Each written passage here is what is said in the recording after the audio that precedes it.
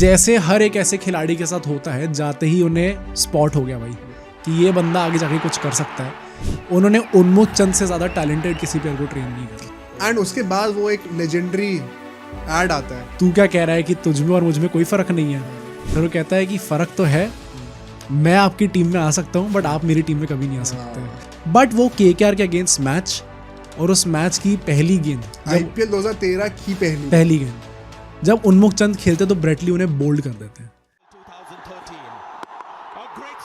कि लोग कहते हैं इस एक गेंद ने उनका करियर डिरेल कर दिया। मिसकंसेप्शन है। नवंबर में वो सबको सरप्राइज करते हैं जब वो अपनी एक बुक लॉन्च करते हैं, और बुक का नाम होता है the sky is the limit. तब वो 20 साल के थे शायद, बेयरली 20। ये अभी से इन चीज़ों के अंदर आ रहे हैं, अभी उखाड़ा क्या है, अभी ये कैसे बुक लिख रहे हो अपने ऊपर, आप क्या समझते हो अपने आप को।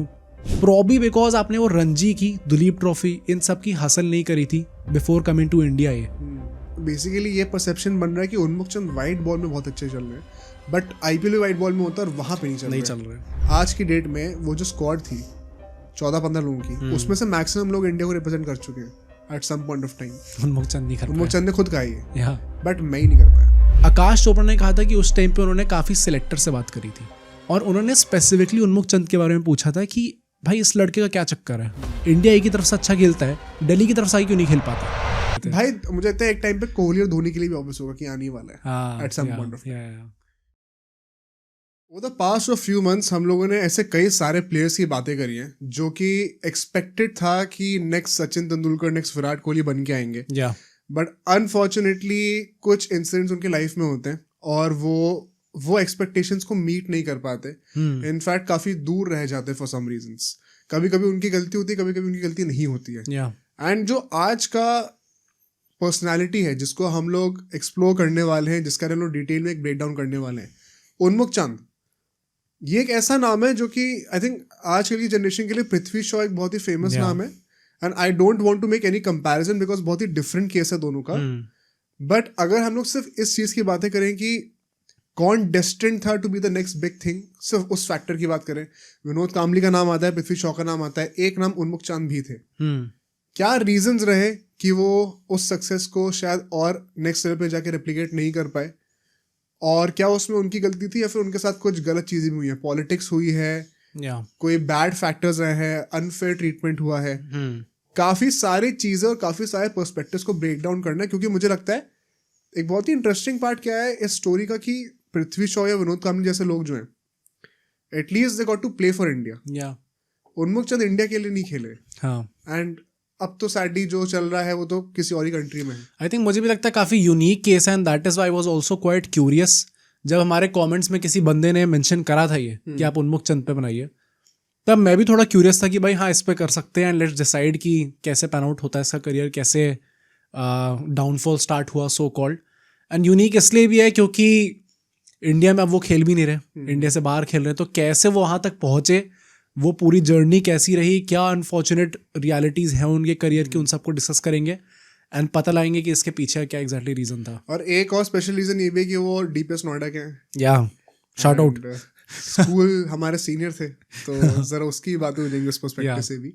बट आई थिंक इस पूरे पॉडकास्ट में आपको उनकी पूरी जर्नी के बारे में पता चलने वाला है, right from the day he was born to 2025 February. क्या हो रहा है, क्या फ्यूचर प्रॉस्पेक्ट्स हो सकते हैं, कहाँ शायद करियर वो छलांग नहीं मार पाया, उनके साथ के लोगों का क्या अभी सिचुएशन है, काफी इंटरेस्टिंग एस्पेक्ट्स होने वाले हैं। ये एक ऐसी स्टोरी जिसमें तब पोटेंशियल है कि वो इंडिया नहीं खेले फिर भी एक पूरा डिजर्व करते थे अपने आप में एक सेपरेट पॉडकास्ट। आई थिंक उसी इंटेंशन के साथ हम लोग ये एपिसोड स्टार्ट करेंगे। एंड लाइक ऑलवेज यार, जो 2-3-4 चीजें होती हैं मोहित बता देगा। इस वीडियो को आप जरूर लाइक करना, हमारे चैनल को सब्सक्राइब करना, अपने दोस्तों में शेयर करना। हमने मेंबरशिप्स लॉन्च कर दिया, आप उनको जाके चेकआउट कर सकते हैं, अपना सपोर्ट दिखा सकते हैं। एंड हमारा जो फ्री टेलीग्राम ग्रुप चैट है जिस पे हमारे सारे सब्सक्राइबर्स उसके अंदर ही हैं, सब आपस में बातें करते रहते हैं, तो उसको भी आप ज्वाइन कर सकते हैं। हम लोग कमेंट से पिन कर देंगे, वहाँ जाइए और बातें करिए और अब एंजॉय करिए इस उन्मुक्त चंद स्पेशल को।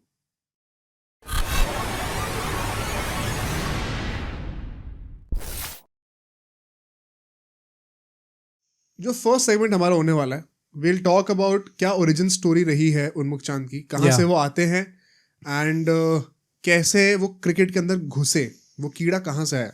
जरा उसको पता लगाने का ट्राई करते हैं। सो उन्मुख चंद का जो जन्म था वो 26 मार्च 1993 को हुआ था और दिल्ली में ही वो पैदा हुए थे।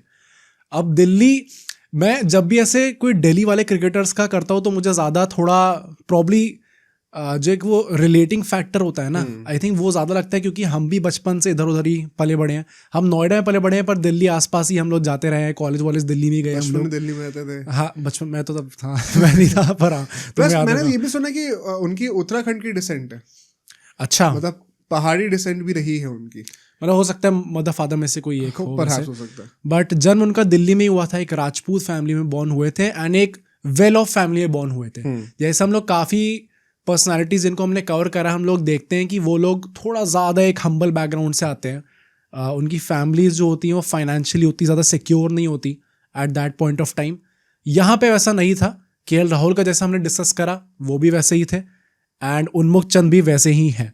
तो अब अगर हम लोग बात करें तो उनके पेरेंट्स जो थे वो दोनों टीचिंग बैकग्राउंड से थे, दोनों टीचर्स थे। एंड सो अगर आपके माता पिता दोनों ही टीचर्स हों तो बचपन से आपके ऊपर एक प्रेशर होता है कि भाई आपको पढ़ाई तो करनी ही करनी है, साइड बाय साइड कुछ और हो जाए तो बहुत अच्छा है, बस पढ़ाई पे पूरा फोकस होना है। प्लस डीपीएस नोएडा में इतने पैसे अगर आप उड़ा के जा रहे हो, हाँ, तो माँ बाप ये भी कहेंगे ना कि भाई इतने पैसे खर्च करें तो कुछ तो फायदा मिले। ऑल्दो डीपीएस नोएडा में एडमिशन करा, हाँ, क्या मतलब पढ़ाई का सोच के करा था या फिर मतलब हम ज्यादा बोल नहीं सकते भाई, डेफिनेशन नहीं हो सकता है। नहीं भाई, स्कूल तो अपना है यार, स्कूल तो पसंद ही है ऑब्वियसली, बट डीपीएस नोएडा में ही उनका एडमिशन होता है। एंड पढ़ाई के साथ वो अपना क्रिकेट भी धीरे धीरे खेलना स्टार्ट करते हैं। एक अर्ली एज से उनको क्रिकेट पसंद आने लग गया था जब वो अपने अंकल और अपने फादर के साथ प्रैक्टिस करते थे। एंड बहुत जल्दी उन्हें समझ में आ गया था कि भाई पढ़ाई तो चलती रहेगी पर मेरा जो एक्चुअल इंटरेस्ट है वो क्रिकेट में लाई करता है, मुझे क्रिकेट में आगे जाके अपना फ्यूचर बनाना है। वो स्टार्टिंग से उनमें वो चाह हो गई थी।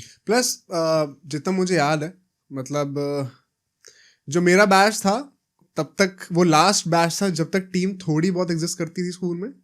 उसके बाद से तो व्हेन द लॉकडाउन हैपेंड तब से सारे स्पोर्ट्स की एकदम मौत हो चुकी है। हाँ। अभी रिसेंटली मुझे पता चला कि थोड़ा सा बेटर हो रही है टीम, क्योंकि अच्छा, also this is not just specific to, मतलब कोई एक स्पेसिफिक स्कूल की बात नहीं हो रही है, इन जनरल खत्म हो रहा है धीरे धीरे। बट हमारे स्कूल में थोड़ा ज्यादा ही आई थिंक वो थोड़ा हाँ होगा, फुटबॉल फोकस तो ज्यादा हो गया था। बट जिस टाइम पे उन्मुख चंद थे, आई थिंक मेरे 6-7 साल बड़े मेरे सीनियर हैं एंड तुम्हारे से तो 10-11 साल सीनियर होंगे। तो तब मुझे याद है उस टाइम पे इंटर डीपीएस वगैरह के टूर्नामेंट्स हुआ करते थे हमारे स्कूल में ही। एंड मतलब बड़े बड़े पर्सनालिटीज भी आया करते थे। गौतम गंभीर भी आ चुके हैं मेरे ख्याल से एक बार। अच्छा, ओके, पोडियम पूरा ट्राई करा था। तो this is around the same time जब उन्मुख चंद थे। मतलब हम लोग तब शायद 8-9 साल के रहे होंगे उस टाइम पे। ये आई थिंक 9th-10th तक आता था, इन्होंने डीपीएस छोड़ दिया था। बट मुझे याद है कि उस टाइम पे इंटर डीपीएस हुआ करते थे। अनफॉर्चुनेटली उस लेवल के जब तक हम पहुंचे तब तक उतना कोई इन्वेस्टमेंट करता नहीं था। बट ये उस जनरेशन से बिलोंग करते हैं जहाँ पे दिल्ली एनसीआर में या फिर डीपीएस की सोसाइटीज में एटलीस्ट नोएडा वाली साइड में कुछ तो अप्रिसिएशन मिला करता था। सो 9 तक एज यू सेड कि ये डीपीएस में, तो उसके बाद ये मॉडर्न स्कूल चले गए थे दिल्ली में। एंड बचपन से पढ़ाई में, जैसे हमने कहा कि फोकस था, फोकस के साथ साथ फॉर्चुनेटली अच्छे भी थे पढ़ाई में। और मॉडर्न स्कूल में अगर आप जा रहे हो तो वो क्रिकेट खेले जा रहे हो। Okay, modern Barakhamba is known कि वो, मतलब जैसे कॉलेजेस में चीज़ होती है, बट दिल्ली में स्कूल्स में बहुत बड़ा कॉन्सेप्ट है। मुझे नहीं पता ये किसी और स्टेट में होता है कि नहीं, I have not been there. शायद कमेंट्स में अगर लोग क्रिकेट फॉलो करते हैं आप लोग बताना आपके स्टेट में क्या होता है। बट यहाँ पे बहुत कल्चर है कि कोई बच्चा अगर स्टेट पोटेंशियल का दिख रहा है आपको, स्टेट खेल सकता है, तो उसको आप एडमिशन करा देते हो स्कूल में। एंड कई बार जैसे स्पोर्ट्स कोटा एग्जिस्ट नहीं करता एक्चुअली में कई स्कूल्स में। जैसे हमारे स्कूल में मुझे पता है 2-3 ऐसे केसेस रह चुके हैं कि एक्चुअली में स्पोर्ट्स कोटा ऐसी कोई चीज होती नहीं है। बट आप कुछ ना कुछ सेटिंग करके you bring him in the team, क्योंकि आपको अपनी टीम स्ट्रॉन्ग करनी है। तो अभी ये हो रहा है, जैसे मुझे पता चला अभी हो रहा है कि स्टेट के लोग लेके आ रहे हैं। तो जब भी उन्मुख चंद जैसे, मतलब दिल्ली के बहुत बड़े बड़े क्रिकेटर्स स्कूल के मामले में कई बार मॉडर्न बाराखंबा में जा चुके हैं। वो एक हब है वहाँ पे, जो बड़े क्रिकेटर्स निकल के आते हैं दिल्ली से।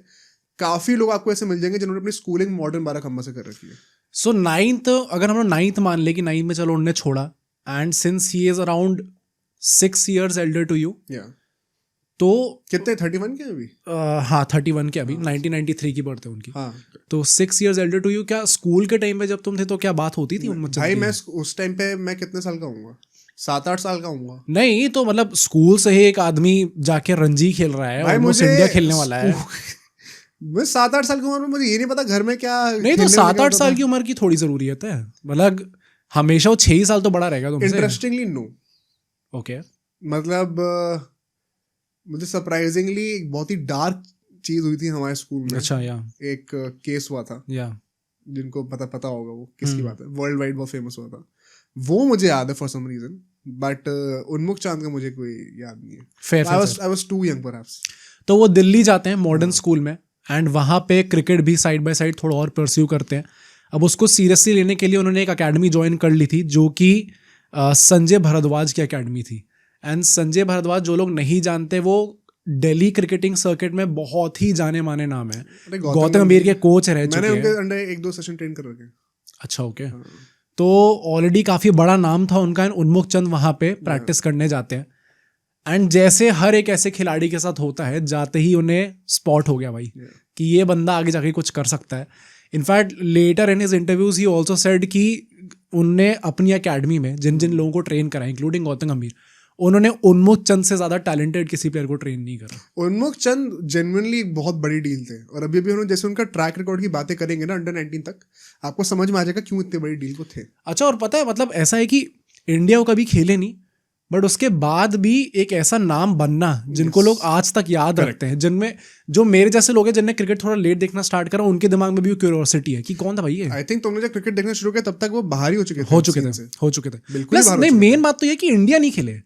जो इंडिया नहीं खेला होता उसका नाम कहाँ याद रखते हैं। बहुत रेयर होता है। तो आज के टाइम में तो स्पेशली जब सोशल मीडिया में ऑलरेडी इतने सारे प्लेयर्स हैं जो कि इंडिया खेल रहे हैं, उनको चांस नहीं मिल रहा। हाँ, उनकी पीआर में लोग इतना फंस जाते हैं कि ऐसे प्लेयर्स का नाम निकल के आना, आप समझ सकते हो कि कितनी बड़ी डील रहे होंगे वो अर्ली 2010s में, या कि अभी तक नाम याद है उनका। एंड सो वहां पे वो प्रैक्टिस करते हैं, जी जान लगाते हैं अपनी पूरी, एंड उसके बाद बहुत जल्दी ही अपनी एज में वो अंडर 15 और अंडर 16 की टीम में आ जाते हैं। वहां पे वो रेगुलरली मैचेस खेलना स्टार्ट कर देते हैं और अपना स्किल सेट जो था, अपना जो टैलेंट था, उसका प्रदर्शन दिखाने लग जाते हैं, जो जस्टिफाई करने लग जाते हैं उस चीज़ को।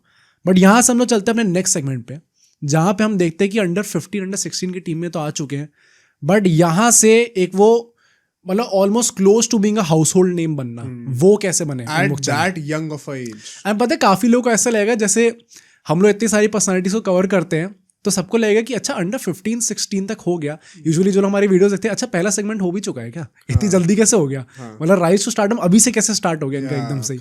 बट इनका करियर ही ऐसा है, और इसलिए ही प्रॉब्ली सब लोग इतना ज़्यादा उत्सुक है इनको जानने के लिए कि इतनी जल्दी इनका राइज हो गया था। That is why let's move to our next segment. यहाँ पे हम देखते हैं कि 16 साल की उम्र में ये दिल्ली की अंडर 19 टीम में आ जाते हैं at just the age of 16 भाई साहब। एंड वहाँ पे जो इनका पहला सीजन था वो एक वर्ल्ड क्लास सीजन रहता है, जहाँ पे 499 रन मारते हैं, जिसमें 2 सेंचुरीज इंक्लूडेड थी। और मैं एक चीज़ यहाँ पे कहना चाहता हूँ कि अगर कोई लड़का दिल्ली की टीम में ब्रेकआउट कर रहा है 16 साल की उम्र में, आपको एबनॉर्मल होना पड़ेगा, because of the corruption involved. Corruption plus जितना कंपटीशन है, दिल्ली की जो पूरा टीम का जो स्टेट लेवल पे अगर आप ले लोगे, बहुत कंपेटिटिव वाइब होती है। इनफैक्ट वही एक बहुत बड़ा रीजन है कि आगे जाके हम बात भी करेंगे, उन्मुख चंद ने भी इस चीज को मेंशन करा है। अगर आप विराट कोहली और गौतम गंभीर के इंटरव्यूज भी सुनोगे ना, जैसे ये लोग कहते हैं ना कि आप इतना गुस्सा क्यों करते हो, इतना अग्रेसिव क्यों, तो इनका गौतम गंभीर ने तो बहुत बारी चीज बोल रखी है कि मैं जिस जगह से निकल के आ रहा हूँ वहां पे बहुत कट थ्रोट कॉम्पिटिशन था भाई, मतलब तुम्हें देखना पड़ता ही था, वो अग्रेशन लाना पड़ता ही था, तभी तुम ऊपर उठ के आते थे, वरना नहीं आ सकते हो तुम वहां से। तो अगर आप 16 साल की उम्र में अगर आप यहाँ पर खेल रहे हो ना, आप जेन्युइनली एक मतलब जनरेशनल टैलेंट बॉर्डर लाइन आप वहाँ पे सरफेस कर रहे हो अभी, अगर इतनी जल्दी आपको हर चीज मिल रही है तो। या एंड जो 16 साल की उम्र में वो दिल्ली अंडर 19 टीम में खेलते हैं, वहाँ पे उनकी जैसे मैंने बताया परफॉर्मेंस बहुत अच्छी रहती है। उसके चलते 2010 में अगले साल जब वो 17 साल के थे, तब उनका रणजी डेब्यू हो जाता है। 17 साल की उम्र में, मतलब वो अभी भी स्कूल में है, 12वीं में है अभी, और वो रणजी खेल रहे हैं side by side. That is such a big deal. And so उसके बाद वो अपनी मेडन सेंचुरी जो थी रणजी ट्रॉफी में, वो अपने 4th मैच में मारते हैं अगेंस्ट रेलवे, जब वो 151 रन मारते हैं, अगेन क्रेजी। एंड इसके बाद जो है उस पूरे सीजन में वो 400 रन मारते इन 5 मैचेस। अगर आपका पहला सीजन ही इतना अच्छा चला गया है तो नेचुरली आपने दिल्ली में सबको इंप्रेस कर दिया होगा, अपने कोच को टू सम एक्सटेंट सिलेक्टर्स तक धीरे धीरे बात पहुंचने लग गई होगी कि अच्छा ये बंदा एक निकल रहा है दिल्ली से जो कि आगे जाके खेल सकता है। तो उसमें उन्मुख चंद का नाम आ चुका था। अब अगले साल 2011 में इनका IPL डेब्यू भी हो जाता है। इस वक्त ये 18 साल के थे। और ये एक बहुत इंटरेस्टिंग केस है। आप बेसिकली ये कह रहे हो कि अभी आपने अंडर 19 वर्ल्ड कप नहीं खेला, अभी आपने इंडिया से एक मैच नहीं खेला, और आप आईपीएल पहले खेल गए हो। यूजुअली आज के डेट में अंडर 19 टैलेंट्स के साथ ऐसा नहीं होता है। आप इवन विराट कोहली, ऑल्दो विराट कोहली का भी कह सकते हैं कि वो डेब्यू सीजन शुरू ही तब हुआ जब वो जीत चुके थे world cup. But in general भी अगर आप केसेस देखोगे, शुभमन गिल, नागरकोटी, इन सबको अगर आप देखोगे, जब केकेआर ने खरीदा था इनको, it was after winning the under 19 world cup.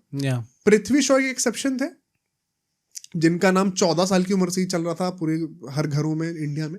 I think उन्मुक्त चंद भी एक ऐसे नाम रहे हैं जो कि आप प्रैक्टिकली सोचो, आप इंडिया नहीं खेलो, आप अंडर 19 इंडिया भी नहीं खेलो अभी तक, आपने रणजी में अभी जस्ट डेब्यू करा ही है और 16-17 साल की उम्र है आपकी, और आप आईपीएल में सेलेक्ट हो रहे हो। मतलब अभी वैभव सूर्यवंशी की हम बातें कर रहे हैं, उन्होंने एक अलग ही बेंचमार्क सेट कर दिया है, but Unmukt Chand was one of the early risers उस टाइम की अगर हम लोग बात करें तो।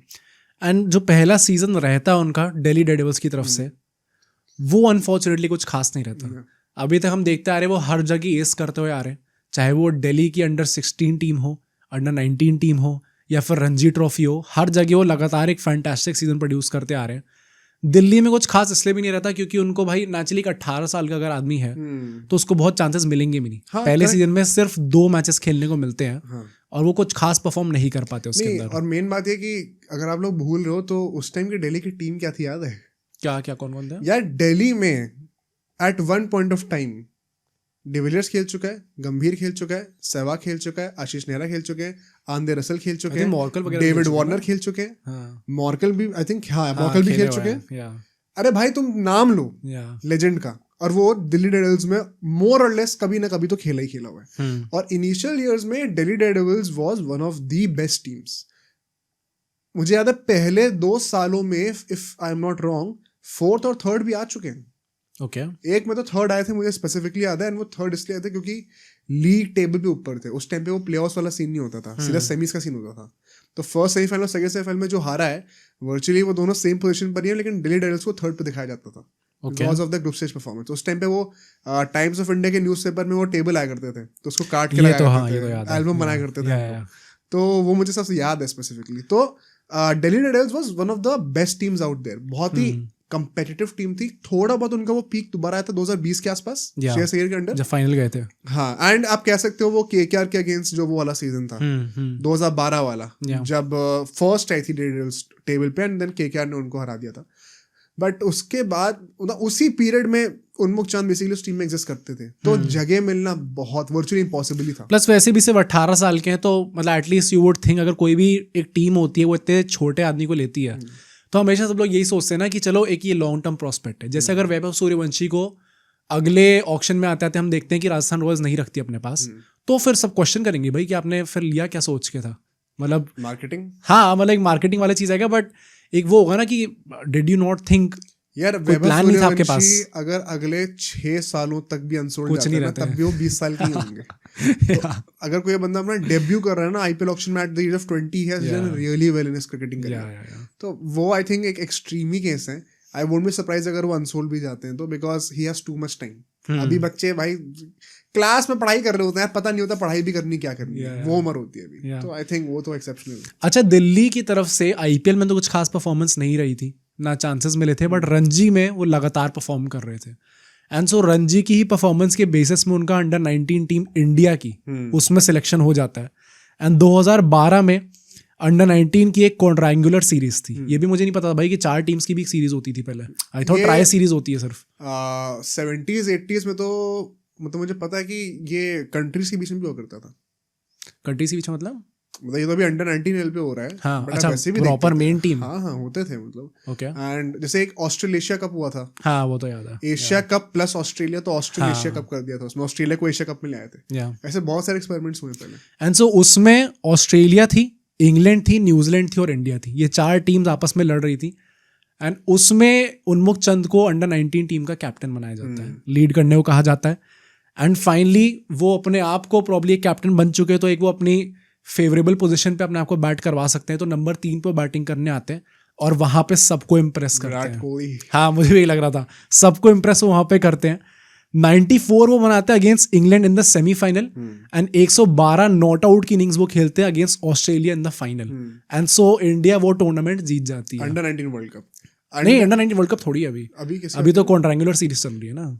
फाइनल में भी 100 मारते हैं। हाँ, इसलिए मैं कह रहा था, मुझे लगा कि अभी तुम सीरीज पे आ गए। तो यहाँ पे भी वो टूर्नामेंट जिता देते अपनी कप्तानी के अंडर। उस पूरे टूर्नामेंट में 5 मैच खेले थे उनने, 281 रन बनाए थे, just 6 run short of the top scorer जो कि ऑस्ट्रेलिया के थे आई थिंक। एंड इस बाय द वे टूर्नामेंट में जब मैं टॉप स्कोरर्स की लिस्ट चेक कर रहा था तो उसमें 19वें 20वें नंबर पे ट्रैविस हेड थे। तो मुझे वो लगा ट्रैविस हेड भी था यहाँ पे, इस वाले में था। हाँ, अच्छा, ट्रैविस हेड तो 30-31 का ही है। हाँ, आई थिंक इतने का ही है। वो उन्मुख चंद के साथ का इंसान है। मैं भी थोड़ा सरप्राइज था, मुझे लगा था कि चलो आजकल तो जैसी रेपुटेशन बन गई है सब एक्सपेक्ट करेंगे अच्छा टॉप 5 में तो ये आराम से होंगे। वहां पे ये 18वें 19वें 20वें नंबर के आसपास में कहीं पे थे। उसके बाद 2012 जून में अंडर 19 टीम जो है वो अंडर 19 एशिया कप की तरफ जाती है एंड वहां पे भी उन्मुख चंद कैप्टन ही होते हैं टीम के एंड वहां वो 116 रन मारते हैं against Sri Lanka in the semifinal and then Pakistan से फाइनल होना था। वहां पे वो 121 रन की पारी खेलते हैं और इंडिया को वो एशिया कप भी जिता देते हैं। एंड नोटिस हो, जब भी नॉकआउट गेम्स आ रहे हैं, जब बड़े गेम्स आ रहे हैं, शतक आ रहा है। मैं यही कहने वाला था कि मतलब एक वो होता है कि एक आपको अब नॉर्मल परफॉर्मेंस तो करनी ही पड़ती है ऊपर पहुंचने के लिए, बट एक वो क्लच मोमेंट्स जो होती हैं जहां पे अक्सर इस उम्र के खिलाड़ी जो है वो फेल करते हैं। इनफैक्ट काफी जो लोग through out the world cup भी अच्छा खेलते रहेंगे ना, हो सकता है कि वो नॉकआउट सीजन में उतना अच्छा ना कर पाए, KL Rahul for example KL Rahul. But यहाँ पे हम लोग देखते हैं उन्मुख चंद जैसा खिलाड़ी जो कि फाइनल में सेमीफाइनल में लगातार परफॉर्मेंस दे रहा है और लगातार सेंचुरीज बना रहा है। वो बहुत इंप्रेसिव चीज थी इनकी प्रॉब्ली। वहां पे केवल 3 मैच खेले थे इनने एंड 286 रन बनाए थे और टॉप स्कोरर थे उस पूरे टूर्नामेंट के। तो काफी अच्छे फैशन में इनकी अंडर 19 टीम में जो है वो स्वागत हुआ था और काफी अच्छी तरीके से उस टीम को लीड करते आ रहे थे। अब वहां पे उसी साल 2012-13 में ही सैयद मुश्ताक अली का एक सीजन होता है जहां पे 321 रन बनाते हैं और वहां पे टॉप स्कोरर रहते हैं। ऑल्दो मैं थोड़ा सा सरप्राइज ऐसा था क्योंकि इस पूरे सीजन की तारीफ बहुत थी बट उनकी एवरेज एक्चुअली में 35 की निकल के आ रही है। तो मतलब स्मार्ट के हिसाब से ठीक है भाई। अच्छा, मतलब मुझे लगा कि 35 क्या कम तो नहीं है। नंबर 3 पे बैटिंग करने वाला आदमी यार, एक तो पहली बात तो वो उस टाइम पे उम्र क्या है।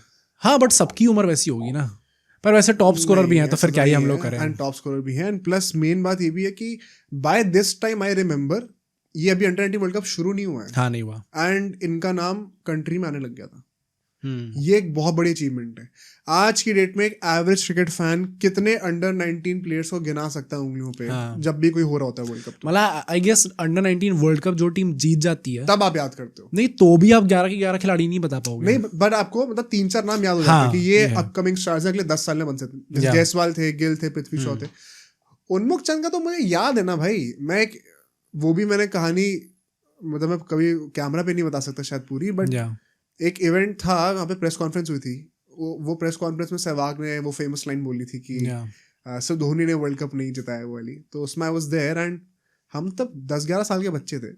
उन्मुख चंद उस टाइम पे अंडर 19 वर्ल्ड कप खेलने जाने वाले थे, शुरू नहीं हुआ। अच्छा, ओके। एंड वो वहाँ पे अच्छा वहाँ पे थे प्रेजेंट। डैम भाई, ये तो काफी हाइप कि अभी वहाँ पे मैं देखा था रिपोर्टर्स और मीडिया वाले हमारे सामने बैठे थे। जस्ट हम बच्चे तो हमें फ्रंट रो दे दी गई थी, but they all were interviewing him कि आने वाला है वर्ल्ड कप, क्या लग रहा है आपको। वो लड़का उस टाइम पे 18-19 साल का है यार। मैं कह रहा हूँ कि कभी लोग कहते हैं दिल्ली में एज फ्रॉड होता तो भी 20-21 का होगा। उस उम्र पे आपकी मतलब वो नेशनल टेलीविजन के सारे रिपोर्टर्स थे, वो न्यूज और उनकी वो इंटरव्यू पूरे इंडिया में सर्कुलेट हो रहा था। अंडर 19 का वर्ल्ड कप का हाइप बना हुआ था उस टाइम पे क्योंकि उन्मुख चंद लीड करके चाह रहे थे एंड उन्मुख चंद का नाम अंडर 19 वर्ल्ड कप से पहले ही बन चुका था। कंट्री में जो भी क्रिकेट फैंस थे all over India, I am sure south में भी, मुझे पता नहीं, इतना आइडिया नहीं है, बट आई एम श्योर कि लोगों को पता होगा जो फॉलो करते होंगे कि उन्मुख चंद एक लड़का आ रहा है और वो अभी अंडर 19 वर्ल्ड कप में जाएगा। उसके बाद जो होना था वो तो सोने पे सुहागा हो गया, but even before that he was becoming a big name. अच्छा, एक प्रॉब्लम ये थी अब तक इससे करियर में जो कि सिर्फ एक ही चीज निकल के आती है, अंडर 19 टीम के लिए अच्छा परफॉर्म कर रहे हैं, रणजी में अच्छा खेल रहे हैं, आईपीएल पहले सीजन में कुछ खास चांसेस नहीं मिले। 2012 में जब सेकंड सीजन खेलते हैं दिल्ली की तरफ से तो भी ज्यादा चांसेस नहीं मिलते, सिर्फ 2 ही मैच खेलने को मिलते हैं। तो अगर नॉट अ सरप्राइज ऑल्दो मतलब अगर हम लोग इसको भी पर्सपेक्टिव में ले कि लगातार इतनी हाइप बन रही है उनके अराउंड, जहाँ पे रिपोर्टर्स पूरे इंटरव्यूज ले रहे हैं उनके बिफोर गोइंग टू द, क्योंकि 2012 में आ चुके हैं, 2012 में ही आगे वर्ल्ड कप भी होना था अंडर 19 का। तो one would kind of expect कि यार अच्छा शायद थोड़े और चांसेस मिल सकते हैं क्या खिलाड़ी को, but I get your point कि वहाँ पे खिलाड़ी इतने बड़े थे उस टाइम पे, टीम अगले इतनी साल बड़ी से थी। मिलने वाला था ना, उसकी हाँ, बातें भी करेंगे, या 2013 से तो मिलने ही वाला था, या बट वही बात है कि अभी तक आप अंडर 19 वर्ल्ड कप खेले नहीं हो, तो आपका वर्चुअली एक इंटरनेशनल स्केल पे बहुत टेस्ट हुआ नहीं है अभी तक। आपने डोमेस्टिक ही खेला है, इंडियन बॉलर्स को इंडियन पिचेस पर ही फेस करा है। या सो एक होता है आपकी ग्रूमिंग फेज है, लाइक विराट कोहली जब अपना पहला सीजन खेलता सारे मैचेस थोड़ी खिला दिए गए थे, और तब वो अंडर 19 वर्ल्ड कप जीत के आ रहे थे। शुभमन गिल जब आते थे तो उनको सारे मैचेस थोड़ी खिला दिए गए थे, उनको तो ओपनिंग करने को भी नहीं मिलता था कि कैसे नीचे बैटिंग करा करते थे, मुझे याद है। तो ये मुझे लगता है एकदम सही प्रोग्रेशन था। प्लस एज वी सेड कि जब बड़े बड़े प्लेयर, गंभीर, सहवाग, डिविलियर्स, पता नहीं कौन, वार्नर, कितने नाम है भाई, तो आपका नंबर आना बहुत मुश्किल है। वो सही बात भी है। एंड सो दिल्ली में चलो ठीक है आईपीएल में परफॉर्मेंस नहीं हो रही थी, बट आगे आने वाला था अंडर 19 वर्ल्ड कप। यहाँ से हम लोग चलते हैं अपने नेक्स्ट सेगमेंट पे, जहां पे probably will discuss the peak of his career, एक तरीके से आप कह सकते हो। एक सैड स्टेटमेंट है ये। हाँ राइट, बट एक वो सबसे ज्यादा हाइप जो थी उन्मुक्त चंद के अराउंड, वो इसी टाइम पे थी जब वो अंडर 19 वर्ल्ड कप आता है। एंड सो अंडर 19 टीम से अच्छा परफॉर्म करते हुए, कप्तानी बहुत अच्छी तरीके से करते हुए, अंडर 19 वर्ल्ड कप के टाइम पे भी इंडिया की जो कमान है वो उनको ही सौंपी जाती है, उनको लीड करते हुए वो बहुत अच्छा प्रदर्शन करते हैं पूरे वर्ल्ड कप में। इंडिया भी बहुत अच्छा खेलते हुए आती है, एंड फाइनल होना था against our arch rivals, people would say Pakistan नहीं थी भाई, यहाँ पे ऑस्ट्रेलिया से मैच होना था। एंड ये मैच भी मतलब इसके पीछे की स्टोरी इतनी आप कह सकते हो सिनेमैटिक है।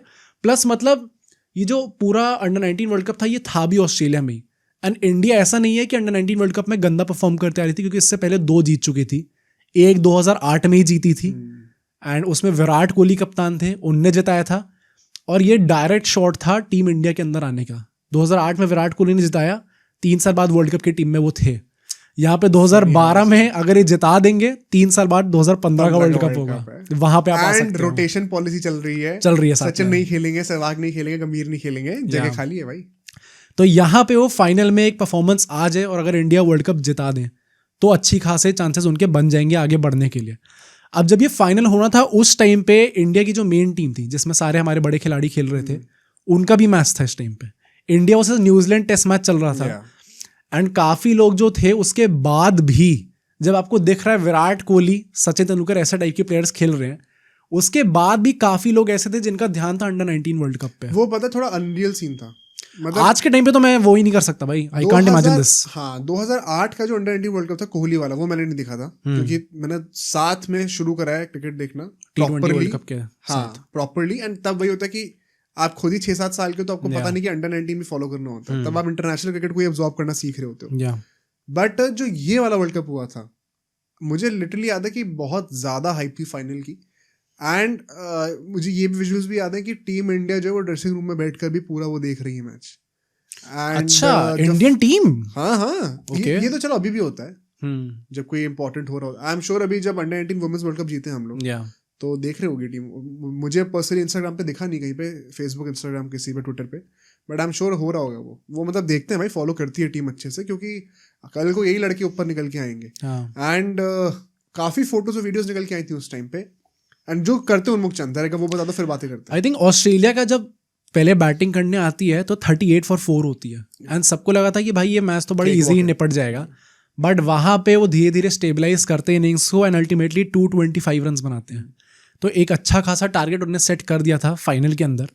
बट उसके बाद जब उन्मुक्त चंद बैटिंग करने आते हैं तो इतना एफर्टलेसली वो चेस करते हैं, 111 रन नॉट आउट की पारी वो खेलते हैं इन जस्ट 130 बॉल्स, छक्का मार के जिताते हैं ना, और छक्का मार के जिताते हैं, और इंडिया ट्रॉफी उठा लेती है। उस पूरे टूर्नामेंट के टॉप स्कोरर वो थे with 246 runs in just 6 matches. बहुत अच्छी एवरेज के साथ खेले थे, और टीम को लीड करते हुए इतनी अच्छे वो खेले थे भाई। अगर आप इंडियन टीम का वर्ल्ड कप जिता रहे हो और फाइनल में एज अ कैप्टन आप नॉट आउट होकर सेंचुरी भी मार दे रहे हो, मतलब धोनी के भी 91 नॉट आउट रह गए थे यार। एट दैट मोमेंट ना, मैं कभी उन्मुक्त चंद से बात करने का मौका मिलेगा, आई वोंट बी सरप्राइज अगर वो कहते हैं कि मुझे इस टाइम पे लगा था कि मैं पक्का इंडिया खेल लूं, अब आने वाले 1-1.5 साल में खेल। मतलब इस टाइम पे अगर आपने जिता दिया तो आपके इनिशियल थॉट आएगा I am living the dream, मैं कैप्टन भी हूं और मैंने छक्का मार के वर्ल्ड कप जिता दिया। मतलब भाई बच्चे सपना देखते हैं इस चीज। मतलब जो मीम्स आते हैं ना कि ना तो ये मम्मी कह रही इतनी देर तक क्या कर रहे हो और अंदर मैं सेंचुरी मार के वर्ल्ड कप जिता रहा हूँ इंडिया को, ये वो मोमेंट है भाई। नहीं एंड मैं जेन्युइनली सरप्राइज हूँ अगर उन्मुख चंद कहते हैं कि मैं उस टाइम पे मुझे लगा था कि मैं इस साल या अगले साल की शुरुआत तक इंडिया खेल रहा हूँ, क्योंकि हम सबको तो लगा था ये, हाँ उस टाइम पे ये गिवन था कि अब ये बंदा आपको अगले कुछ महीनों में इंडियन टीम में आता हुआ दिखने वाला है। माहौल भी ऐसा बन रहा है कि धोनी रोटेशन पॉलिसी डाल रहे हैं, वो 11 के चैंपियंस वो सारे नहीं खेलने वाले आगे जाके। एंड उसके बाद वो एक लेजेंडरी एड आता है, उसकी जरा बात कर लेते हैं। आई थिंक वो वहां से प्रॉब्ली आपको लगने लग जाएगा कि अच्छा भाई ये स्टार इन द मेकिंग है। अगर आपको उन्मुख चंद नहीं आता तो आपको ये, लेकिन ये एड जरूर एड मुझे तक याद है भाई। आई थिंक होगा सबको याद होगा ये, जब वो पेप्सी उनको साइन करती है एंड उसके बाद उनका ऐड होता है जिसमें सुरेश रैना, MS धोनी और विराट कोहली होते हैं। वो प्रैक्टिस के बाद उन्मुख चंद जा रहे थे और वो देखते ड्रेसिंग रूम खुला है, वहां पे वो पेप्सी का पूरा वो फ्रिज लगा होता है, वहां से वो उठाते हैं और उसके बाद धोनी आते हैं वहां पे और कहते हैं कि सीनियर टीम के कुछ ऐसे पेप्सी इतनी आराम से नहीं मिलेगी। और फिर कोहली वोली भी पूरा स्टाइल वाइल मार के आते हैं, सुरेश रैना आते हैं, बुली करने आता है। फिर कहते हैं कि क्या तू क्या कह रहा है कि तुझ में और मुझ में कोई फर्क नहीं है। तो वो कहता है कि फर्क तो है, मैं आपकी टीम में आ सकता हूँ बट आप मेरी टीम में कभी नहीं आ सकते। भाई बढ़िया ऐड निकाला नहीं ऐड, उस ऐड की जो हाइप थी, वंस अगेन आप उन्मुख चंद को देख रहे हो and you are directly having him in the same screen as Virat Kohli. Exactly. And I think इस टाइम के अराउंड वो comparisons होने शुरू हो गए थे। दिल्ली का लड़का है, फाइनल में इंडियन टीम को एज अ कैप्टन जिता के ला रहा है। Virat Kohli 2008, Unmukt Chand 2012, going to be the next Virat Kohli. Although पते की बात है कि उस टाइम पे विराट कोहली की खुद की जगह पक्की नहीं थी। टेस्ट में तो अभी तक उन्होंने अपने को सीमेंट ही नहीं किया था। इट्स फनी हाउ उनके कंपैरिजंस अभी से होने शुरू हो गए थे। मतलब I think in 2012 he was younger than what Shubman Gill is right now.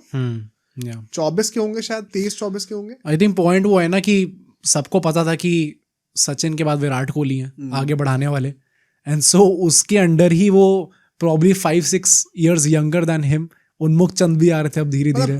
Can you imagine कि आज के टाइम पे कोई बोल रही है नेक्स्ट शुभमन गिल? नहीं, चांस ही नहीं है। शुभमन गिल खुद तो बन जाए पहले भाई। तो इसमें विराट कोहली का भी वही करिश्मा आता है कि हाइप बनने लग गई थी उस टाइम से। बट आई थिंक ये जैसे टाइप की मार्केटिंग स्ट्रैटेजी थी, अगर किसी ने भी ऐड देखा है एनीवन वुड थिंक कि अच्छा ये तो चलो मतलब पता ही है अगले कुछ महीनों में आने वाली टीम के अंदर, वैसे टाइप का है, या इनएविटेबल है।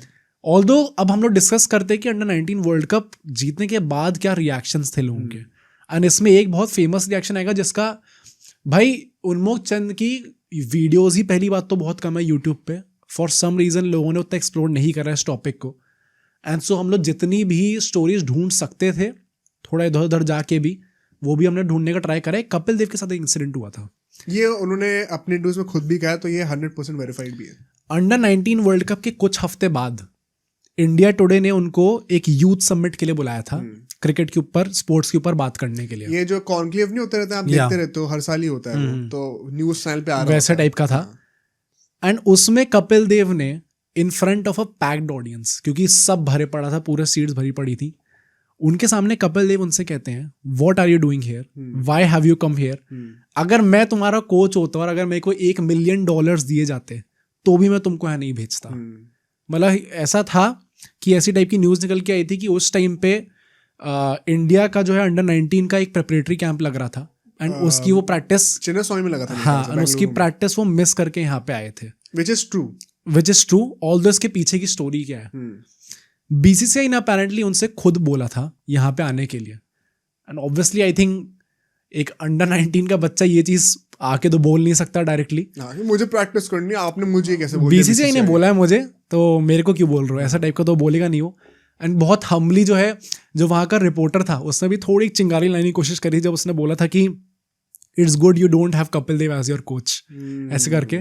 और फिर ऑब्वियसली वहाँ पे एक बच्चा है, वो तो ऐसा टाइप का जवाब देगा कि इट इज, मतलब मेरा दुर्भाग्य ये है कि कपिल देव मेरे कोच नहीं है, वैसे टाइप का उनका हुआ था। बट मतलब क्या बीसीसीआई ने उनसे एक्चुअली में ये चीज बोली होगी?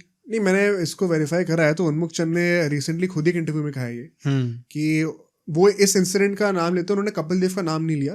वो कहते हैं कि कुछ सीनियर्स थे टीम में जो कि उनसे अपसेट हो गए थे बहुत, बट सच्चाई ये थी कि यार मुझे खुद ही बीसीसीआई ने बोला था, एंड मेरा खुद भी मन नहीं था, मैं प्रैक्टिस करना चाहता था, विच इज वाई जैसे वो कॉन्क्लेव खत्म हुआ, फ्लाइट लेकर तुरंत वापस आया और मैंने अपना ट्रेनिंग सेशन पूरा करा जो मैंने मिस करा था उसी दिन, और मतलब overnight something like that.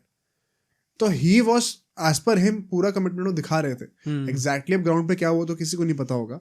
But मुझे ये जब स्टोरी पता चली, this side of the story, अगर आप एक 18-19 साल के लड़के हो और बीसीसीआई आपको कह रही है कि आपको ये करना है, आप वो करोगे भाई. आप अपने आप को इतना बड़ा कोई तुरम खान समझोगे ही नहीं. आप विराट कोहली नहीं हो कि बोलोगे मेरा रणजी खेलने का मन नहीं है. तो आई थिंक कपिल देव का जो उन्होंने कहा उस टाइम पे, उनको पता नहीं होगा. एग्जैक्टली मुझे भी लगता है. बट थोड़ा डिस्टेस्टफुल था. अगर आप एक बच्चे को ऐसे पब्लिकली ऐसे आप स्कूल कर रहे हो, मुझे भी लगता है मतलब राइट थिंग. भाई वो बंदा अभी वर्ल्ड कप जीत के आया है एंड इसमें कुछ ऐसा नहीं है कि अंडर-19 वर्ल्ड कप जिता दिया आपने, उनको कैसे कह दिया. मैं ये नहीं कहना चाह रहा, but you don't say these things in front of an audience. That does not give a good image. मतलब I'm not saying कि कपिल देव की इंटेंशन कुछ खराब था. हाँ, obviously. I'm sure उनका एकदम परफेक्ट इंटेंशन रहा होगा, टीम के भले के लिए रहा होगा.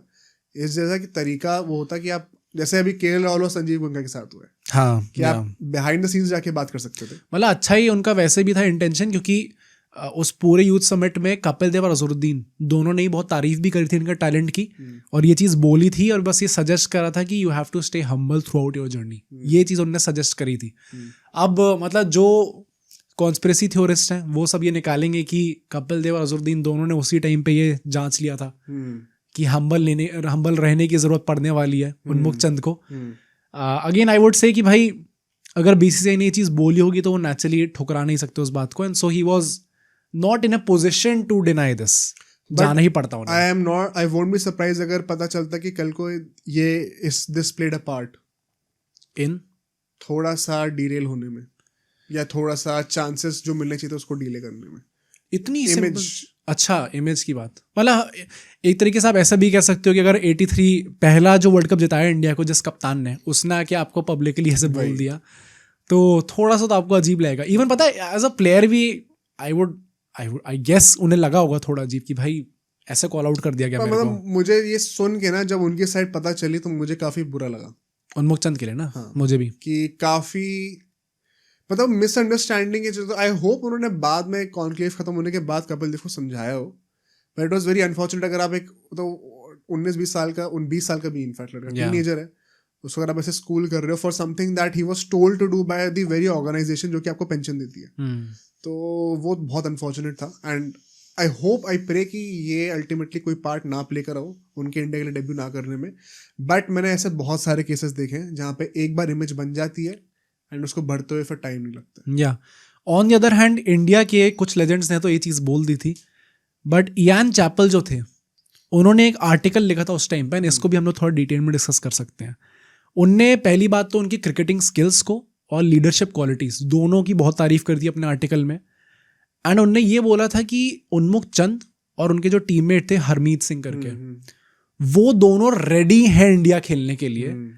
अब इनके साथ वैसा नहीं होना चाहिए आप पहले फर्स्ट क्लास खेलो, वहाँ पे अपना पूरा घिसाई करो, पूरा प्रूफ करो अपने आप को, उसके बाद इंडियन टीम में हो. क्योंकि अगर आप वो करोगे इनके साथ तो इनकी जो ग्रोथ है वो स्टैग्नेट हो जाएगी या डिले हो जाएगी ज़्यादा. और ये दोनों एकदम रेडी हैं कि इनको तुरंत इंडियन टीम में लाओ और ये आके शाइन करेंगे. अब यहाँ पे कुछ क्वेश्चंस होंगे, जैसे आकाश चोपड़ा ने बोला है कि वो खुद इस आर्टिकल के क्रिटिक थे, क्योंकि आपने अंडर-19 वर्ल्ड कप जीत लिया इसका मतलब ये नहीं होना चाहिए कि आपको डायरेक्ट एंट्री अब मिल जाए इंडियन टीम के अंदर. What do you think about this? 100% सही बात है. अंडर-19 वर्ल्ड कप के बाद यार अंडर-19 वर्ल्ड कप और रणजी ट्रॉफी में भी जमीन आसमान का फर्क होता है, और ये काफी क्रिकेटर्स ने फर्स्ट हैंड बोल रखा है. मतलब Ranji trophy is more difficult. हाँ, मतलब लोग कहते हैं कि अंडर-19 वर्ल्ड कप थोड़ा स्कूल जैसा लगता है, जहाँ पे आप एक बच्चे की तरह ट्रीट करा जाता है. जो मैनेजमेंट होती है, जो स्टाफ होती है, आपका बहुत ध्यान रखती है. एंड रणजी ट्रॉफी में जब आप एंटर करते हो तो आप एक 35 साल के लेजेंड के साथ भी खेल रहे हो उसी पिच पर. And now you are on your own. आपको कोई देखभाल करने के लिए कोई है नहीं. आप एक नई टीम में अपनी जगह बनाने का ट्राई कर रहे हो एज अ यंगस्टर. तो इट इज नेवर ईजी. बहुत ही मंझे हुए खिलाड़ी होते हैं इंडिया के जो कि कंट्री को रिप्रेजेंट नहीं कर पाए, लेकिन रणजी ट्रॉफी के चैंपियंस हैं. बहुत खिलाड़ी ऐसे आपको दिखेंगे, एंड उनके पास जो एक्सपीरियंस है ना, जब उनके साथ खेलते हो, उनके अगेंस्ट खेलते हो, it's a different ball game. 18-19 साल के ऑस्ट्रेलिया के पेसर को फेस करने में शायद उतनी परेशानी नहीं आती होगी. तो ये इनफैक्ट कई लोग ऐसा कहते हैं, कई क्रिकेटर्स का डाउनफॉल इसीलिए शुरू हो जाता है कि अंडर-19 के बाद वो रणजी पे अडैप्ट नहीं कर पाते.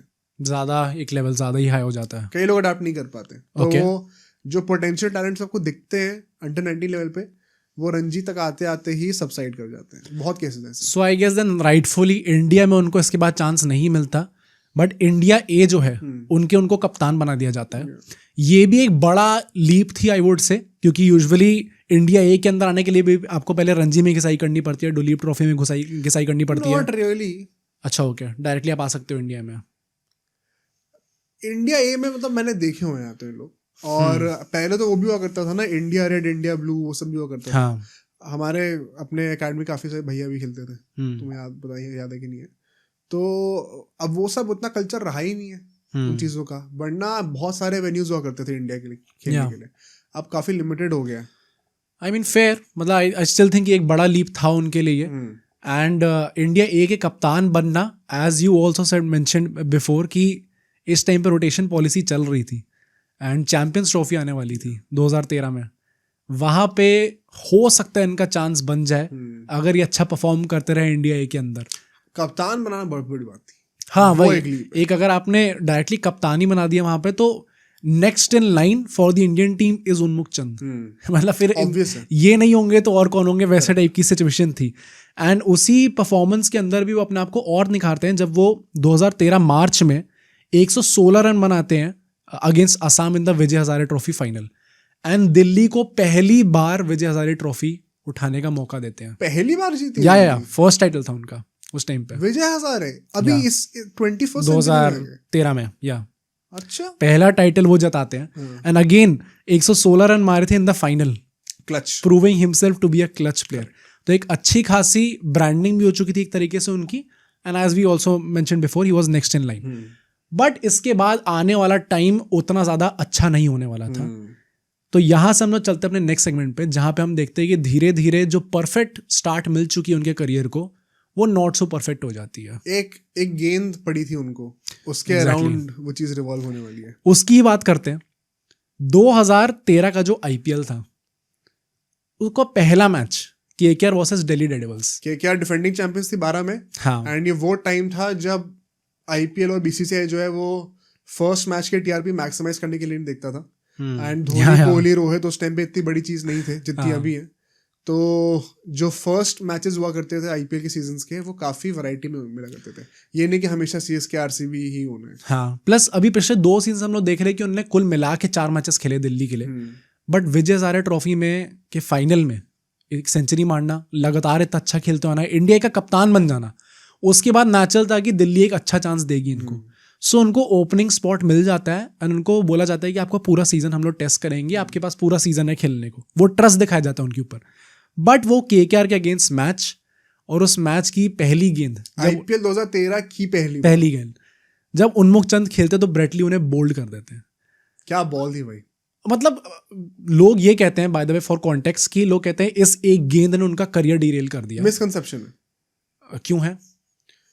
मतलब लोग ऐसा कहते हैं, लोगों का मन में नोशन ऐसा है कि वो एक बॉल उनको जो खेली गई उसका उनका कॉन्फिडेंस इतना कम हो गया हाँ, कि वो कभी रिकवरी नहीं कर पाया, व्हिच इज नॉट ट्रू।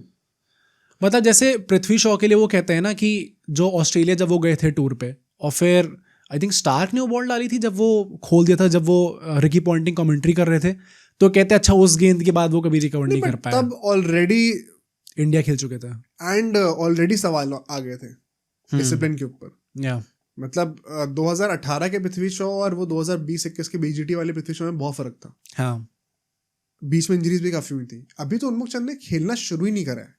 अभी उन्मुख चंद अपने बेस्ट पॉसिबल फेस से आ रहे हैं और पहला आईपीएल का मैच खेल रहे हैं एज अ परमानेंट स्टार्टर। और उसमें एक बॉल पे आउट हो गए, लोगों को लगता है कि उसके से उनका कॉन्फिडेंस गिर गया। आई थिंक ये बहुत बड़ा मिसकंसेप्शन है, और ये इंटरनेट पे बहुत ही पॉपुलर मिसकंसेप्शन है। क्योंकि जैसे जैसे अभी हम लोग बातें करेंगे, मैंने उन्मुख चंद के इंटरव्यूज देखे, बहुत इंटरव्यूज देखे, मैंने बहुत रिसर्च करी है, पता चला है, बहुत चीजें पता चली कि 2013 के बाद भी वो इंडिया के लिए ऑलमोस्ट कंफर्म थे खेलने के लिए। मतलब मुझे भी जब मैंने पहली बार ये सुना था काफ़ी लोगों को बोलते हुए, even I did not exactly believe in this, क्योंकि मुझे लगा था कि भाई ऐसा तो नहीं है कि आपने कोई उनकी एक वीकनेस पकड़ ली हो कि इसके बाद लगातार वो थ्रू आउट द सीजन वैसे ही टारगेट हो रहे हैं, ग्रेट बॉल लगातार वैसे आउट हो रहे हैं, ऐसा तो कुछ था ही नहीं। तो फिर एक बॉल ऐसा कैसा नेगेटिव इंपैक्ट क्रिएट कर सकती है उनके करियर में। Even I didn't believe in this, but वो पूरा सीजन उनका एक फ्लॉप रहता है जब वो 9 मैचेस में 158 रन मारते हैं सिर्फ। एंड इसी के चलते, इतना डिसअपॉइंटिंग सीजन के चलते, जहाँ पे पूरी दिल्ली का पूरा सीजन खराब हो जाता है, दिल्ली उन्हें रिलीज कर देती है सीजन के बाद। एक वो ट्रस्ट नहीं दिखाते आगे जाके उनके ऊपर। एंड इसी आईपीएल के बाद वो चैंपियंस ट्रॉफी भी होनी थी। एक अच्छा आईपीएल सीजन जाता तो शायद वो स्क्वाड के अंदर आ जाते। हाँ, शायद स्टार्ट ना करते बट स्क्वाड के अंदर आ जाते, बट यहाँ पे वो स्क्वाड में भी पिक नहीं होते। एंड एक तरीके से एक हर एक इंडियन को बहुत अच्छा महसूस होता है जब इंडिया एक ट्रॉफी जीतती है। But at the same time इसका मतलब ये भी था कि रोहित शर्मा, शिखर धवन, विराट कोहली जो टॉप 3 हमारे हुए थे, जिन्होंने आगे जाके 6-7 साल डोमिनेट करा है पूरे आईसीसी टूर्नामेंट्स को और वर्ल्ड क्रिकेट को, इसके चलते उन्मुख चंद की जगह टीम में होनी मुश्किल थी। मतलब डिजर्वेडली जो 3 बंदे आए वो लेजेंड्स रहे अपने आप में, तो उनका तो पूरा हक बनता था। बट हाँ, मतलब एक बंदे की अपॉर्चुनिटी दूसरे बंदे का एक डाउनफॉल का कारण भी हो सकता है। तो उन्मुख चंद सैडली दूसरे एंड पे थे यहाँ पे। एंड इस साल के एंड में probably one of the most surprising things I have heard in this podcast, आप लोग भी यही चीज सुनोगे प्रॉब्ली, नवंबर में वो सबको सरप्राइज करते हैं जब वो अपनी एक बुक लॉन्च करते हैं। और बुक का नाम होता है the sky is the limit. तब वो 20 साल के थे शायद, बेयरली 20। हाँ। 20 साल के हो रहे थे उस टाइम पे। दिस इज मतलब इससे ज्यादा वियर्ड चीज मैंने नहीं सुनी जितनी भी पॉडकास्ट हमने कवर करी है, कि एक आदमी जो जस्ट अभी 20 साल का हुआ है, he has not yet played for India, उन्होंने अपने ऊपर एक बुक लॉन्च कर दी। एंड इसी के चलते इनको काफी क्रिटिसिज्म भी मिला था, क्योंकि सम पीपल वुड लाइक कि भाई ये अभी से इन चीजों के अंदर आ रहे हैं, अभी उखाड़ा क्या है, अभी ये कैसे बुक लिख रहे हो अपने ऊपर, अब क्या समझते हो अपने आप को, वैसे टाइप के सवाल उठने लग गए थे। अब if we actually discuss his intention and how he came to writing that book, उसको एक बार डिस्कस करिए, क्योंकि इसको भी एक्सप्लेन करा है। अगर आप सिर्फ एक बार इस इंसिडेंट को देखोगे तो आपको भी यही लगेगा, मुझे भी नहीं लगा कि बुक क्या लिख दी अपने ऊपर। बट उनका इंटेंशन सुनते हैं। पहली बात तो बोलते हैं कि मैं बहुत यंग एज से लिखता हुआ आ रहा हूँ, मेरे मॉम डैड दोनों टीचर्स थे, तो मैं बचपन से डायरीज लिखता आया हूँ, डियर डायरी जो पढ़ाया जाता है, हाँ वैसे टाइप की वो चीज़ें लिखते हुए आए हैं। अब world cup, under 19 world cup से 3 महीने पहले वो अपने अंकल के पास जाते हैं और कहते हैं मेरे को कुछ लिखने का मन कर रहा है। एंड उनके अंकल कहते हैं कि अपना जर्नी लिखना स्टार्ट करो और फिर देखते आगे जाके कुछ बुक बन सकती है तो नहीं बन सकती। उनके अंकल जो थे वो एक ऑथर थे जो कि 2-3 हिंदी बुक लिख चुके थे। तो उनने सजेस्ट किया कि आप ऐसा करो। तो उन्होंने मतलब डे बाय डे अपनी डायरीज लिखनी स्टार्ट कर दी। मतलब उनका इंटेंशन पूरा ये था कि अपनी इस पूरी जर्नी को वो रियल टाइम में लिख सकें। जैसे आगे जाके बुक बनेगी भी तो ऐसे टाइप की चीजें होंगी कि अच्छा अब कल फाइनल है तो मैं अभी क्या फील कर रहा हूँ, वैसे टाइप का एक्सपीरियंस मिल सके। आपने बचपन में एन फ्रैंक पढ़ी है? मैंने फॉर्चुनेटली पढ़ी नहीं थी वो, क्योंकि हमारे सिलेबस में तो थी, but I am from lockdown batch, तो मेरे को पढ़नी नहीं पड़ी वो।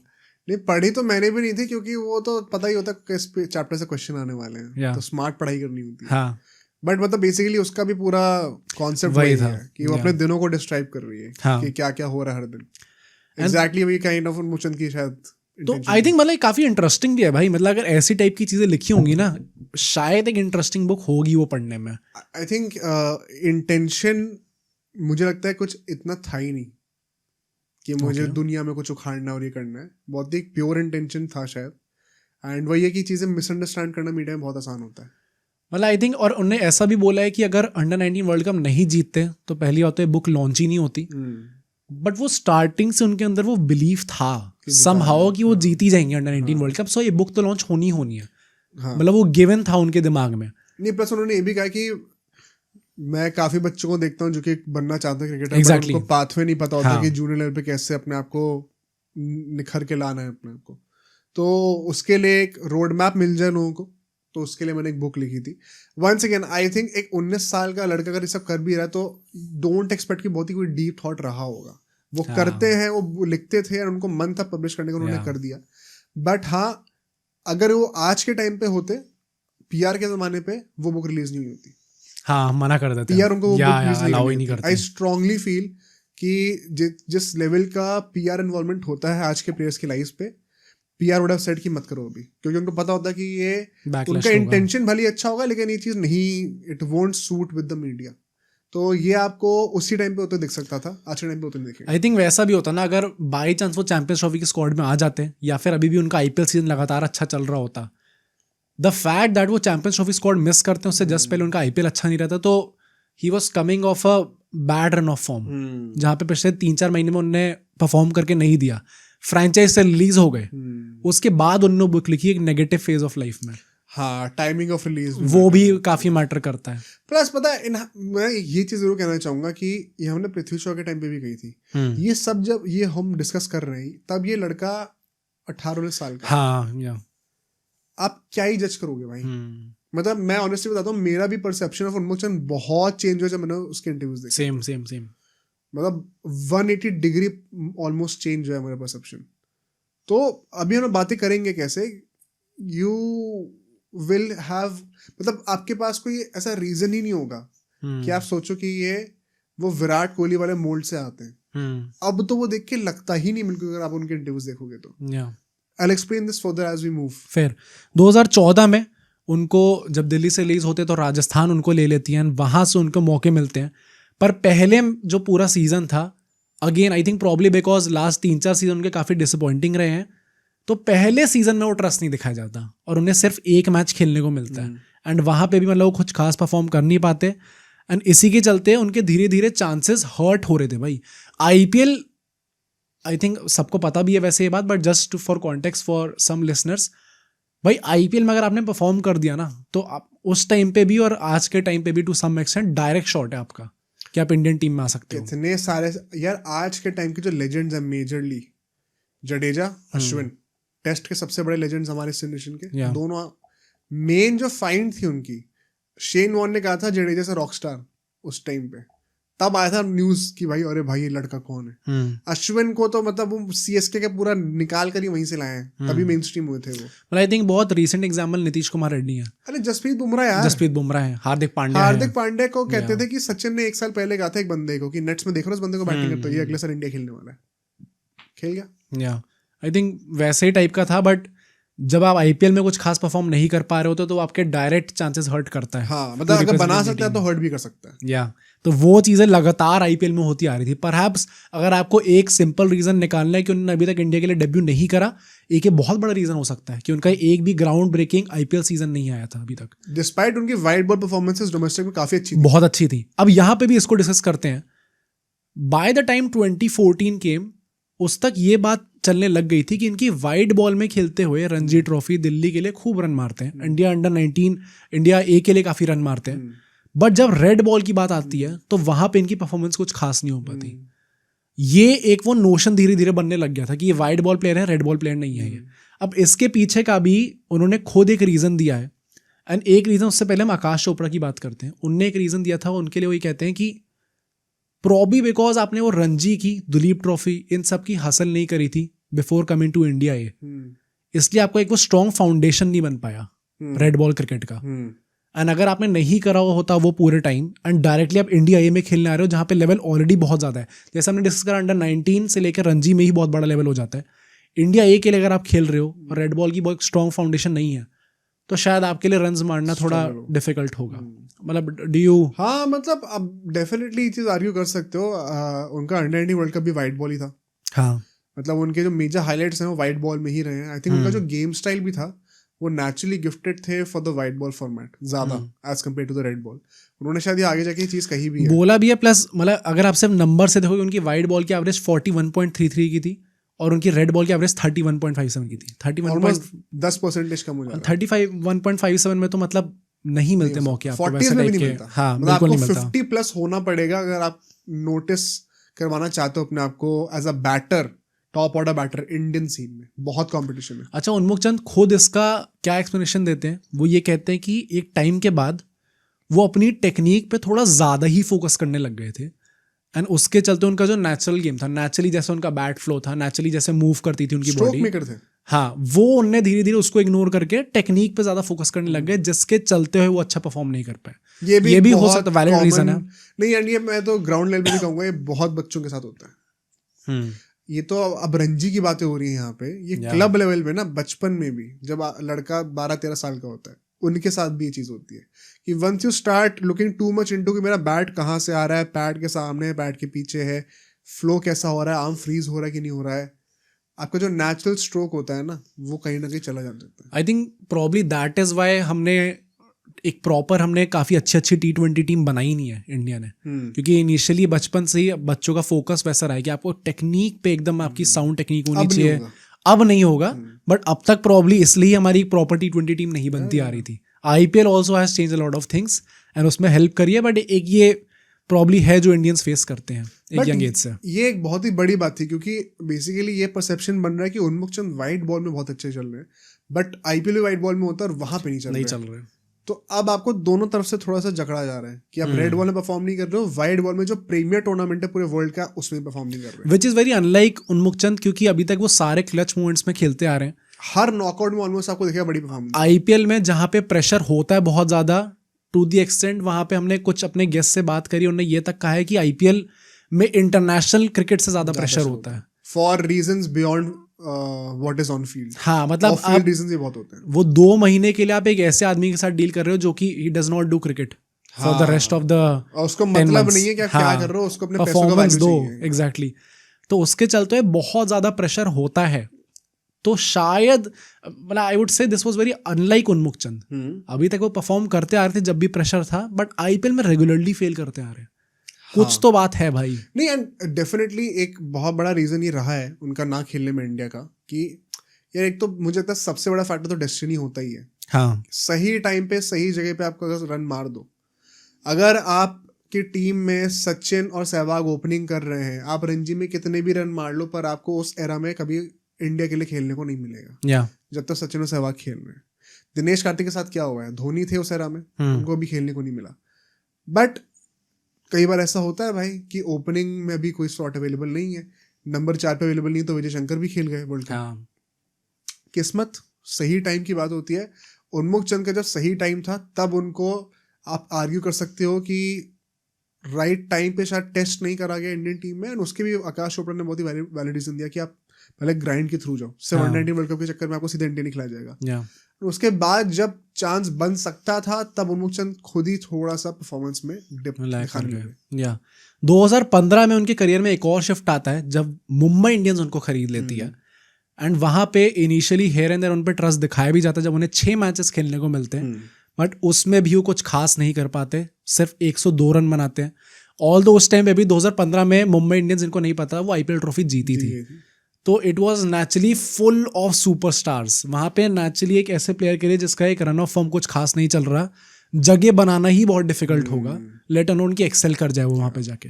तो वहां पे आप probably you can cut him some slack. वहां पे भी अब रोहित शर्मा ओपनिंग कर रहे हैं. हाँ, मतलब कैसे करोगे आप वहां पे, राइट. एंड इस टाइम पे एक और चीज लोगों ने जो नोटिस करी थी वो ये थी कि चलो IPL में कुछ खास परफॉर्म नहीं कर पा रहे, इंडिया की तरफ से वाइट बॉल में तो बहुत अच्छा खेल रहे हैं.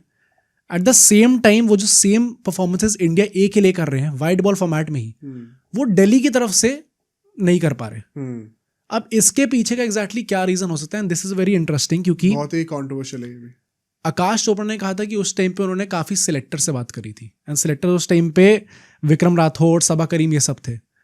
और उन्होंने स्पेसिफिकली उन्मुक्त चंद के बारे में पूछा था कि भाई इस लड़के का क्या चक्कर है, इंडिया A की तरफ से अच्छा खेलता है, दिल्ली की तरफ से क्यों नहीं खेल पाता. और तब उन सारे जो सिलेक्टर्स थे उन्होंने कहा था भाई दिल्ली का जो ड्रेसिंग रूम है, जो वाइब है, वो बिल्कुल अच्छी नहीं है. अब दिस इज कॉन्ट्रोवर्शियल, बट जैसे उन्मुक्त चंद से हम खुद पूछते हैं जब, तो वो हमेशा सारे इंटरव्यूज में कहते हैं कि मैंने कुछ खास ऐसा फील नहीं करा.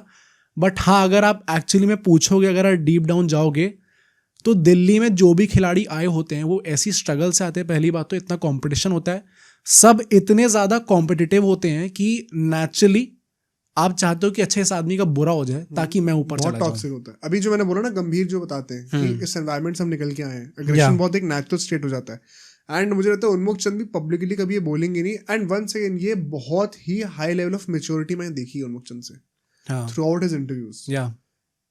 एक बार भी मैंने किसी के बारे में बैड माउथिंग नहीं सुनी. सेम उन्मुक्त चंद ने, मतलब मैंने ये भी इंटरव्यूज देखे कि लोग साफ साफ मुंह पे बोल रहे हैं, अच्छा आप इंडिया खेल नहीं पाए, बुरा लग रहा होगा कि आपने तो सपना देखा होगा 12 में तो लगा होगा पक्का खेल लूं, और अब करियर में ऐसा चल नहीं रहा है, और अभी आप इतना यंग हो, बुरा लगता होगा.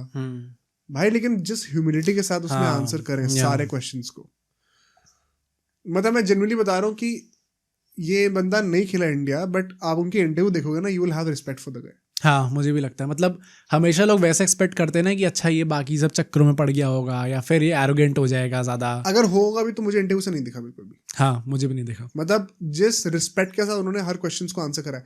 कई बार ऐसे भी कहा कि यार हाँ मुझे पता है मैं उस चीज़ पे लिव अप नहीं कर पा रहा हूँ, मुझे पता है मेरा रेड बॉल का गेम अच्छा नहीं चल रहा है, मुझे उसके ऊपर काम करना है, मैं सब मुझे पता है मुझे ये सब चीज़ें, बट मैं मेहनत करता रहूँगा एंड होपफुली बहुत जल्दी खेलूंगा। मतलब हर चीज़ में एक पॉजिटिव ट्विस्ट के साथ एक्सेप्ट करना क्रिटिसिज्म को। एंड कभी भी, क्योंकि यार बहुत आसान होता है उस टाइम पे, आप अब रूडली क्वेश्चन पूछ रहे हो, पूरा हक क्रिकेटर का बोलेंगे भाई कि आपने मुझे बुलाया यहाँ पे इंटरव्यू के लिए, आप ही बकवास कर रहे हो, तो क्या चल रहा है।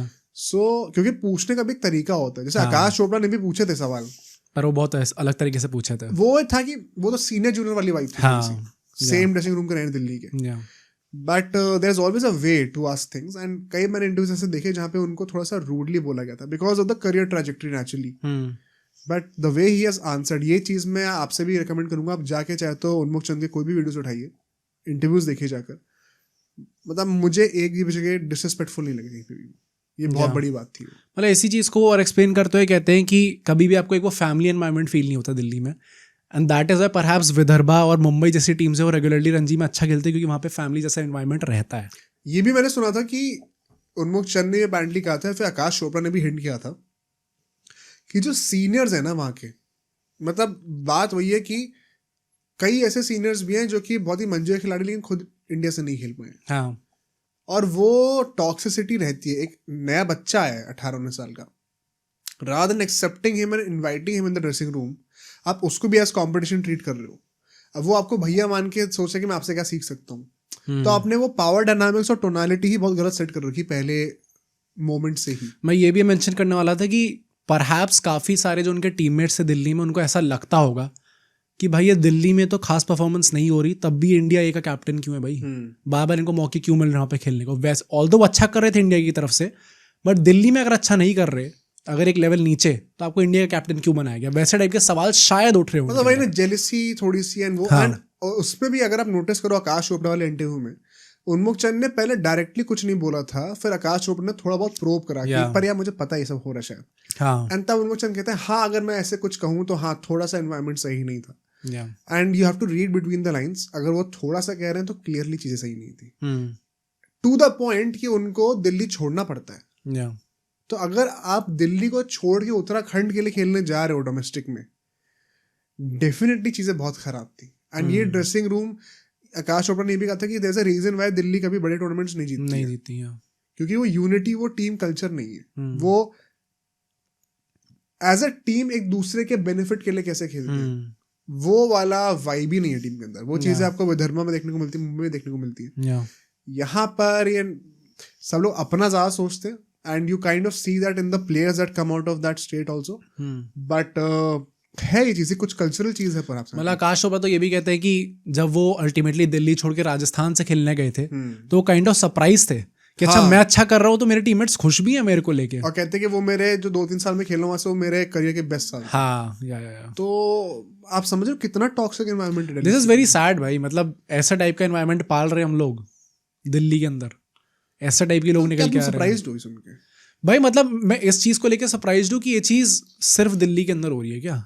नहीं, मतलब हो रही होगी, बट जैसे मुंबई तो क्रिकेटिंग हब है, वहां पे जितने क्रिकेटर्स मुंबई से निकल के आते हो तो और कहीं से नहीं आते जिस लेवल के भी आते हैं, और वहां पे ऐसा एनवायरनमेंट नहीं है।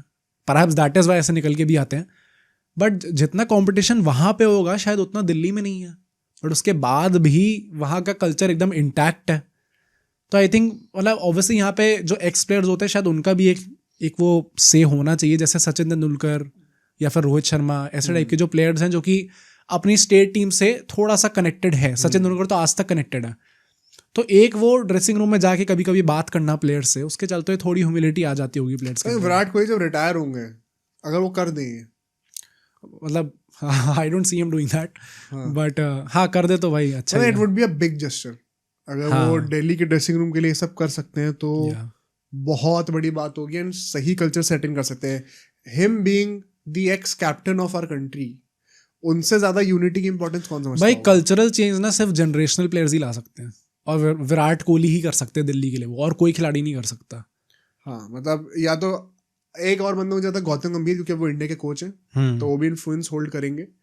बट हाँ मतलब विराट कोहली तो वो जो ऑ इंस्पायरिंग वाली चीज होती है ना वो फैक्टर लेके आ सकते हैं। बट भाई क्या विराट कोहली खुद करेंगे ये एंड थोड़ा सा अनलाइकली लगता है। बट ठीक है, यहाँ से हम लोग चलते हैं अपने नेक्स्ट सेगमेंट पे, जहाँ पे प्रोबेबली उन्मुक्त चंद अपने करियर का रॉक बॉटम हिट करते हैं एंड एक वो point of no return sort of चीज आ जाती है। भाई लगता है कि यहाँ से वापस आना बहुत डिफिकल्ट हो जाएगा फाइनली। जो मतलब वो कहा जाता है ना कि आपको जो सपना था 2-3 साल पहले कि आपको अपने सपने से एक कदम दूर हो बस, हाँ। अब आपको खींच के इतना नीचे ला देगा कि आपको कोई चांस ही नहीं दोबारा सपना देखने का। हाँ मतलब होप ही चला गया कि अब वापस कैसे उठ के जाऊंगा मैं वहां तक, वैसा टाइप का जो होता है। और इस सेगमेंट की स्टार्टिंग में पता है इस लाइन से करना चाहता हूँ कि उन्मुक्त चंद ने कहा था कि ये 1 सेकंड मैं इस मिसकंसेप्शन को तोड़ना चाहता हूँ कि वो 2013 की वो बेटली की एक बॉल ने करियर खत्म कर दिया। उन्मुक्त चंद बताते हैं कि 2014 से 16 के बीच का जो टाइम था उसमें ऐसा 2-3 बार हुआ है कि नेशनल सेलेक्टर्स उनको कॉल करके कहा है कि बस आप रेडी रहो, आपको कभी बुलाने वाले हम लोग, अभी जगह खाली हो जाएगी, आप तुरंत रेडी रहना, आपका कॉल बस आने ही वाला है। एंड 2-3 इंस्टेंसेस बताते हैं, कहते हैं एक बार वेस्ट इंडीज का इंडिया का वो था सीरीज थी एक, उसमें उन्होंने अच्छा परफॉर्म करा था। एक बार स्मैट मिन ने शायद 2 सेंचुरी मार दी थी। तो ऐसे 2-3 केसेस है जहाँ पे कहते हैं कि मुझे कॉल आया सिलेक्टर से कि आपको इंडियन टीम में लेने वाले हैं हम लोग, और मतलब होता है ना कि कभी भी आने वाला है, अब रेडी रहो अब आज कल में आ जाएगा, मतलब ऐसा भी हो सकता है। बट कहते हैं कि वहां से फॉर सम रीजन चीजें मटेरियलाइज नहीं हुई, शायद जो प्लेयर को मैं रिप्लेस करने वाला हूँ उसने परफॉर्म कर दिया हो, या फिर इंजरी थी तो शायद वापस आ गए हो, कुछ भी रहा होगा, उन्होंने कभी नाम नहीं लिया किसी प्लेयर का। बट ये था कि फॉर सम रीजन और दी अदर जगह नहीं बन पाई टीम में। तो ये कहना कि वो 2013 की वो बॉल ने उनका करियर खत्म कर दिया था, भाई इंडियन टीम के सेलेक्टर्स खुद उनको उस 2013 की सीजन के बाद भी कह रहे थे कि आप जस्ट टीम में आने ही वाले हो, इतना पास थे वो टीम में आने के। Probably the closer that he has ever been, वो उस बॉल के बाद थे। द फनी पार्ट इज उन्मुक्त चंद ये भी कहते हैं अपने इंटरव्यूज में कि यार मतलब ये अगर आप सोचो भी तो जब वो 2012 में अंडर-19 वर्ल्ड कप में वो छक्का मार के फाइनल जिताया था, सबसे बड़ा प्लेयर कौन था उस टीम में अंडर-19 टीम से? उन्मुक्त चंद। पेप्सी की एड भी थी, सारी हाइप थी। फनी बात पता है क्या है, लाइफ ऐसे वर्क करती है, आज की डेट में वो जो स्क्वाड थी 14-15 लोगों की, उसमें से मैक्सिमम लोग इंडिया को रिप्रेजेंट कर चुके हैं at some point of time. Unmukt Chand नहीं कर पाया, उन्मुक्त चंद ने खुद कहा ये, बट मैं ही नहीं कर पाया। उस टाइम पे किसी ने सोचा होगा स्क्वाड में कि अगर हम में से कोई बंदा इंडिया खेलने वाला कभी, तो सबसे पहले हमारा कैप्टन होने वाला है। बहुत ऑब्वियस है, मतलब वो उन प्लेयर्स के लिए भी ऑब्वियस होगा जो वहां पे खेल रहे थे। भाई मुझे लगता है एक टाइम पे कोहली और धोनी के लिए भी ऑब्वियस होगा कि आने वाला है at some point of time. And उसको छोड़ के ऑलमोस्ट बाकी सब खेल गया कभी ना कभी। कि हाउ फनी दिस इज, कि मतलब लाइफ हैज इट्स वेज की पता ही नहीं चलता भाई, आप एक्सपेक्ट कुछ कर रहे हो कुछ और ही हो रहा है एकदम। किसने एक्सपेक्ट किया होगा कि बाकी लोग आपसे पहले खेल जाएंगे? बहुत बहुत सैड होता है। 2016 में हम लोग आते हैं और वहाँ पे अगेन आईपीएल में कुछ खास परफॉर्मेंस रहती नहीं है, सिर्फ एक मैच खेलने को मिलता है मुंबई इंडियंस की तरफ से। जब वो सीज़न ख़त्म होता है तब इन दोनों पार्टीज़ की, उन्मुक्त चंद और मुंबई इंडियंस की आपस में ऐसी बात हुई थी कि आपको रिटेन करा जाएगा। बट उन्मुक्त चंद के दिमाग में एक चीज़ थी कि भाई यहाँ पे इतने सारे सुपरस्टार्स हैं, ऐसा भी नहीं है कि ये टीम बहुत गंदा कर रही हो कि अल्टीमेटली चांस आना ही आना है। 1 साल पहले लोग आईपीएल जीते हैं, आई डोंट थिंक इन्हें मेरी ज़रूरत है एक्चुअली में। एंड सो इस टीम के अंदर मुझे चांसेस मिलना बहुत डिफिकल्ट है। So I should go to a team जहाँ पे चाहे मुझे बेस प्राइस पे लिया जाए, चाहे पैसे का, इट डज नॉट मैटर कितना पैसा आएगा, बट मुझे चांसेस मिलने स्टार्ट हो भाई रेगुलरली, तभी मैं आगे पनप पाऊंगा। एंड इस रीजन से वो एक आईपीएल टीम से बात भी करते हैं। नाम नहीं लिया उनने कि कौन सी आईपीएल टीम थी वो, एग्जैक्टली रूल्स के अगेंस्ट होता ना।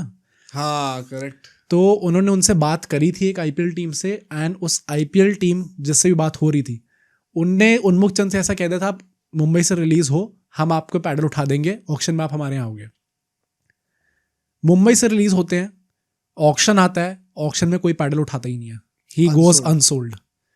ये तो भाई मतलब अलग ही लेवल का बिट्रेल हो गया 2016 में, कुछ ज्यादा ही गंदा बिट्रेल हो गया। मतलब मुंबई छोड़ के एक यंगस्टर आया जहां पे रिटेन होने की बात हो रही थी, अल्टीमेटली ऑक्शन में आता है एंड ही गोज अनसोल्ड। कितना बड़ा धक्का लगा होगा उनको, बट ये इकलौता धक्का नहीं आने वाला था उस साल में। इसके बाद की बात करते हैं, इसी टाइम के दौरान उन्हें दिल्ली की वनडे स्क्वाड से भी ड्रॉप कर दिया जाता है। जो सिलेक्टर्स होते हैं वो उनसे कहते हैं कि वो उन्हें किसी और चीज़ के लिए प्रिपेयर कर रहे हैं, आगे और प्लान्स हैं उनके। बट अनफॉर्चुनेटली कोई सच प्लान था नहीं. मुझे यहाँ पे जनरली लगता है कि थोड़ी पैसिव पॉलिटिक्स हुई है. सेम मुझे भी ये भाई वनडे में उस टाइम पे परफॉर्म कर रहे थे वाइट बॉल फॉर्मेट में. रैंडमली उन्होंने अपने इंटरव्यूज में बोला है कि it came as a very big shock to me. Mumbai में कोई T20 लीग वो खेल रहे थे उस टाइम पे लोकल, एंड उस टाइम पे उन्हें ये चीज़ न्यूज़ निकल के आती है कि भाई आपको हटा रहे हैं. पॉलिटिक्स होने का मतलब ऐसे नहीं कुछ बहुत बड़ी चीज़ नहीं होती है. जो द फैक्ट कि आपको ड्रेसिंग रूम में सही तरीके से ट्रीट नहीं करा जा रहा, हाँ, आपको सही तरीके से नहीं रखा जा रहा, वही पॉलिटिक्स ही है कि आदमी पीठ पीछे आपको बुरा चाह रहा है, अगेंस्ट कंस्पायर कर रहे हैं. Something as simple and straightforward as that is also politics in cricket. तो I think definitely at some level, चाहे वो कभी एक्सेप्ट ना करें, बट आई थिंक पॉलिटिक्स का शिकार वो हुए हैं फॉर सम रीजन. एंड इसके पीछे का रीजन जिन लोगों ने करा है उनके साथ ऐसा शायद उनके लिए सही होगा, शायद उनका पर्सपेक्टिव कभी सुनने को मिलेगा, तो हमें एक नई साइड ऑफ द स्टोरी सुनने को मिलेगी.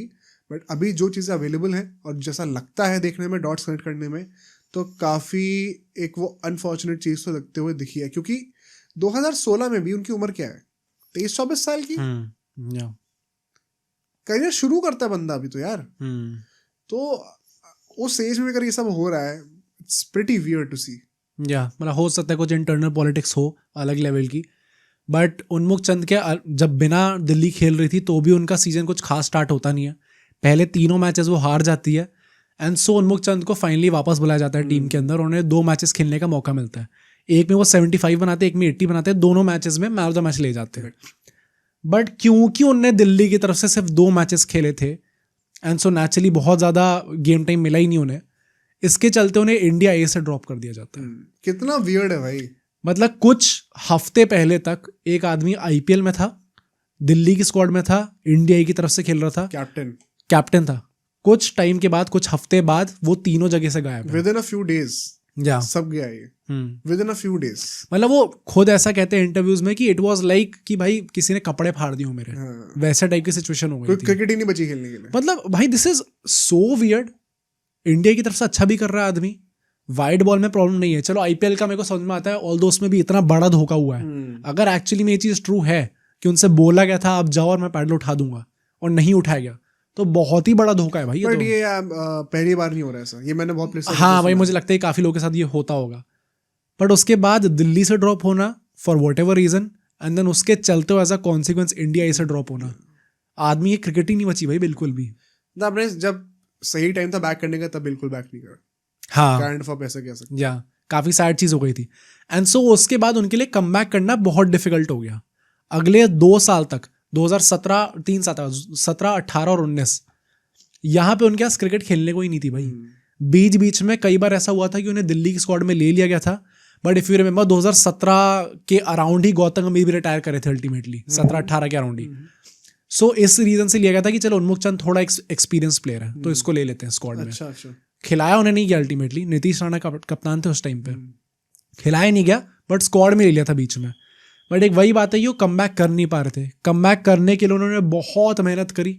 अपेरेंटली अभिषेक नायर, जो कि इस टाइम पे इंडिया के बैटिंग कोच हैं, उनके साथ काफी मेहनत करी थी उन्होंने अपनी बैटिंग के ऊपर. मतलब he is known to work with a lot of great cricketers. या दिनेश कार्तिक ने रिसर्जेंस कराया. रोहित शर्मा का 2011 वर्ल्ड कप के दौरान उन्होंने रिसर्जेंस कराया.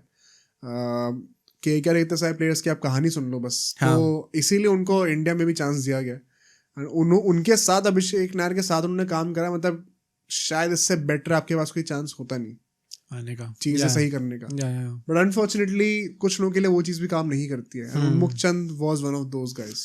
तो जितनी मेहनत करी उन्होंने, कुछ खास उनका फल मिला नहीं उन्हें. दिल्ली में वो कभी कम बैक नहीं कर पाते उसके बाद. सो फाइनली वो डिसाइड करते हैं कि मेरे को यार किसी और स्टेट से खेलना है. एंड सो 2019 में वो DDCA से कौन सा सर्टिफिकेट होता है, NOC लेते हैं, नो ऑब्जेक्शन सर्टिफिकेट. मतलब बेसिकली वो क्लियरेंस होता है कि आप किसी और स्टेट की तरफ से जाके खेल सकते हो, हमें कोई ऑब्जेक्शन नहीं है उससे. सो वो उत्तराखंड जाते हैं फाइनली, एंड वहां से खेलना स्टार्ट करते हैं. कौन सा साल है? 2019. 2016 जनवरी में मैं उत्तराखंड गया था. अच्छा. मतलब हमारे जो कोच से हमें लेके गए थे. हाँ. क्योंकि उस टाइम पे ये निकल के आया था कि अगले 1-2 सालों में उत्तराखंड को सर्टिफिकेशन मिलने वाला रणजी ट्रॉफी के लिए. तो आप पहली टीम के पार्ट बनने का ट्राई करो अभी से वहाँ पे. मतलब जाओ कोचेस के साथ अपना ट्रायल्स वायल्स देते रहो and meet the right people. तो वहाँ पे मैं गया था उस टाइम पे. अच्छा. मतलब याद है तो मुझे, मैं गया था उत्तराखंड. नहीं, ये तो पता है उत्तराखंड गए थे. वो अच्छी चीज़ ये है कि अच्छा उसका सर्टिफिकेशन मिल गया था उन्हें, एंड उसके बाद 18-19 का जो सीजन था अपेरेंटली वो काफ़ी अच्छा भी गया था उत्तराखंड के लिए. दैट इज वाई फिर उन्मुख चंद ने डिसाइड करा अच्छा मैं उत्तराखंड के लिए खेलूंगा. 1-2 साल के अंदर ही मिल गया था सर. हाँ राइट. तो उसके बाद उन्मुख चंद ने इसलिए डिसाइड करा कि अच्छा टीम अच्छा भी कर रही है, यहाँ पे जाके मेरा जेन्युइन चांस है. वहाँ जाते हैं वो, बट वहाँ पे भी उनकी परफॉर्मेंस नहीं आ पाती. 7 मैचेस में वो सिर्फ 195 रन बनाते हैं. एंड पहले सीजन के बाद ही उन पे सवाल उठने लग गए थे कि पहली बात तो इतना बैक क्यों करना है, क्या पोटेंशियल एक्चुअली में है भी कि आप उसे बैक करो. एंड सेकेंडली कि इनकी पोजीशन क्यों है टीम में भाई. फिर पोटेंशियल पे क्वेश्चंस हैं, टेक्निक पे क्वेश्चन है, कैलिबर पे क्वेश्चन है, तो क्यों रखना है टीम के अंदर. मतलब एक बंदा जो कि अगला विराट कोहली बनने वाला है, या डेस्टिन्ड है 2012-13 में इंडिया के लिए डेब्यू करने के लिए, अब उसके पोटेंशियल पे क्वेश्चन हो रहा है. एंड क्या हम लोग रियली जज भी कर सकते हैं, बिकॉज पिछले 2-3 साल से उन्हें खेलने को मिल नहीं रहा टॉप लेवल पे. तो आती पहले सीजन में वो कमबैक कर दे, इसके लाइकलीहुड काफी कम है. हाँ, अब इन ऑल फेयरनेस ये भी बात है कि जब ऐसे सर्कमस्टांसेस होते हैं किसी करियर में, तो यूजुअली उसको एक एक्स्ट्राऑर्डिनरी परफॉर्मेंस देनी ही पड़ती है. वो एक अनफेयर स्टैंडर्ड है, लेकिन इंडिया में वो करना ही पड़ेगा. हम कितने लोगों के लिए कहते हैं, हम संजू सैमसन के लिए, इंडिया के लिए कहते हैं जब वो इंडिया में खेल रहे होते हैं कि यार आपको अनरियल परफॉर्मेंस देनी पड़ेगी, बिकॉज ऋषभ पंत की बैकिंग अभी दिख रही है मैनेजमेंट के पास. तो उस लेवल पे तो ये बहुत ज्यादा होता है भाई. मतलब I know it is not fair कि आपको इतने टाइम से चांस नहीं मिला, पॉलिटिक्स भी हुई शायद, लेकिन जो लोग हैं ना वो आप ये सब नहीं देखेंगे, वो देखेंगे आपका फॉर्म अभी कैसा है, और उसी पे कमेंट करते हैं लोग. तो बहुत सैड रियलिटी है एज अ क्रिकेटर, बट ये मतलब यही हार्श ट्रूथ है हमारे कंट्री में. एज अ क्रिकेटर आपको बनना है तो, कंट्री के लिए खेलना है तो. एंड सो 2019 के बाद एज वी नो लॉकडाउन आता है, इसके बाद वो इंडिया में कभी क्रिकेट नहीं खेलते. एंड यहाँ से हम लोग चलते हैं अपने नेक्स्ट सेगमेंट पे. क्या उनका डिसीजन था फाइनली, एंड उस डिसीजन के बाद उनकी लाइफ कैसी चल रही है आज तक, क्या बीच बीच में कंट्रोवर्सी हुई है, उसको डिस्कस करते हैं. एज आई सेड 19 के बाद उनने इंडिया में क्रिकेट नहीं खेला. इसका क्या एग्जैक्टली मतलब है. इसका लॉकडाउन आता है, 2020 में क्रिकेट खेलने को वैसे भी बहुत कम मिली थी, एंड उसमें फिर वो 2020 का जो अंडर 19 वर्ल्ड कप था और जो कैरेबियन प्रीमियर लीग चल रही थी, उधर वो अपना कमेंटेटिंग का करियर स्टार्ट करते हैं. वो फेमस पिक्चर वो पिंक कोट में होते हैं, उन्मुख चंद. हाँ, वो तो फेमस पिक्चर है. वहां पे वो कमेंट्री करते हैं. एंड उसके बाद जब 21 साल आता है, वहां पे भी उन्हें उत्तराखंड से कोई चांस मिल नहीं रहा था. फ्रस्ट्रेटेड बाय ऑल दिस कि उनने प्रॉब्ली वो जो पोटेंशियल था उनका वो अचीव नहीं कर पाए, इंडियन क्रिकेट से वो संन्यास लेते हैं. ये भी बड़ी अजीब स्टेटमेंट है भाई. लोग क्रिकेट से संन्यास लेते हैं, यहाँ पे उन्मुख चंद ने इंडियन क्रिकेट से संन्यास लिया है 28 साल की उम्र में, कि मैं इंडियन क्रिकेट में अब कहीं नहीं खेलने वाला हूँ. हाँ. बाहर जाके मैं देखूंगा अपना. सबसे पहले इसको डिस्कस करते हैं. हाँ. काफी लोग क्रिटिसाइज करते हैं उनको इस मूवमेंट के लिए. क्या लगता है, क्या कहना है इसके? I think it's a very personal decision. आप क्रिटिसाइज, जो क्रिकेट प्योरिस्ट होते हैं, जो ऐसे सोचते हैं कि यार क्यों पोटेंशियल नहीं हिट कर पाए आदमी अपना, इतना टैलेंट अगर भगवान ने आपको दिया है, आप एक वो जस्टिफाई नहीं कर रहे हो उस चीज़ को, आप रिस्पेक्ट नहीं कर रहे हो उस चीज़ को, वैसे टाइप के सवाल लोग उठाएंगे इसके ऊपर. रिस्पेक्ट की बात कहाँ से है इसमें भाई? जब कोई एक बंदा अपना पोटेंशियल अचीव नहीं कर पाता, एंड देन लाइक कुछ लोग इस चीज़ को ऐसे भी देख सकते हैं ना कि he is finding the easier way out, कि अच्छा अब मैं बाहर जाके खेल लेता हूँ, बाहर मेरे को शायद आसानी से मौका मिल जाएगा टीम में आने का. कितने सारे इंडियन प्लेयर्स होते हैं ना आजकल, हम लोग हर जगह देखते हैं, यूएसए की टीम ले ले, कनाडा की टीम ले ले, नेदरलैंड्स की टीम ले ले, हर जगह इंडियंस ही तो खेल रहे हैं.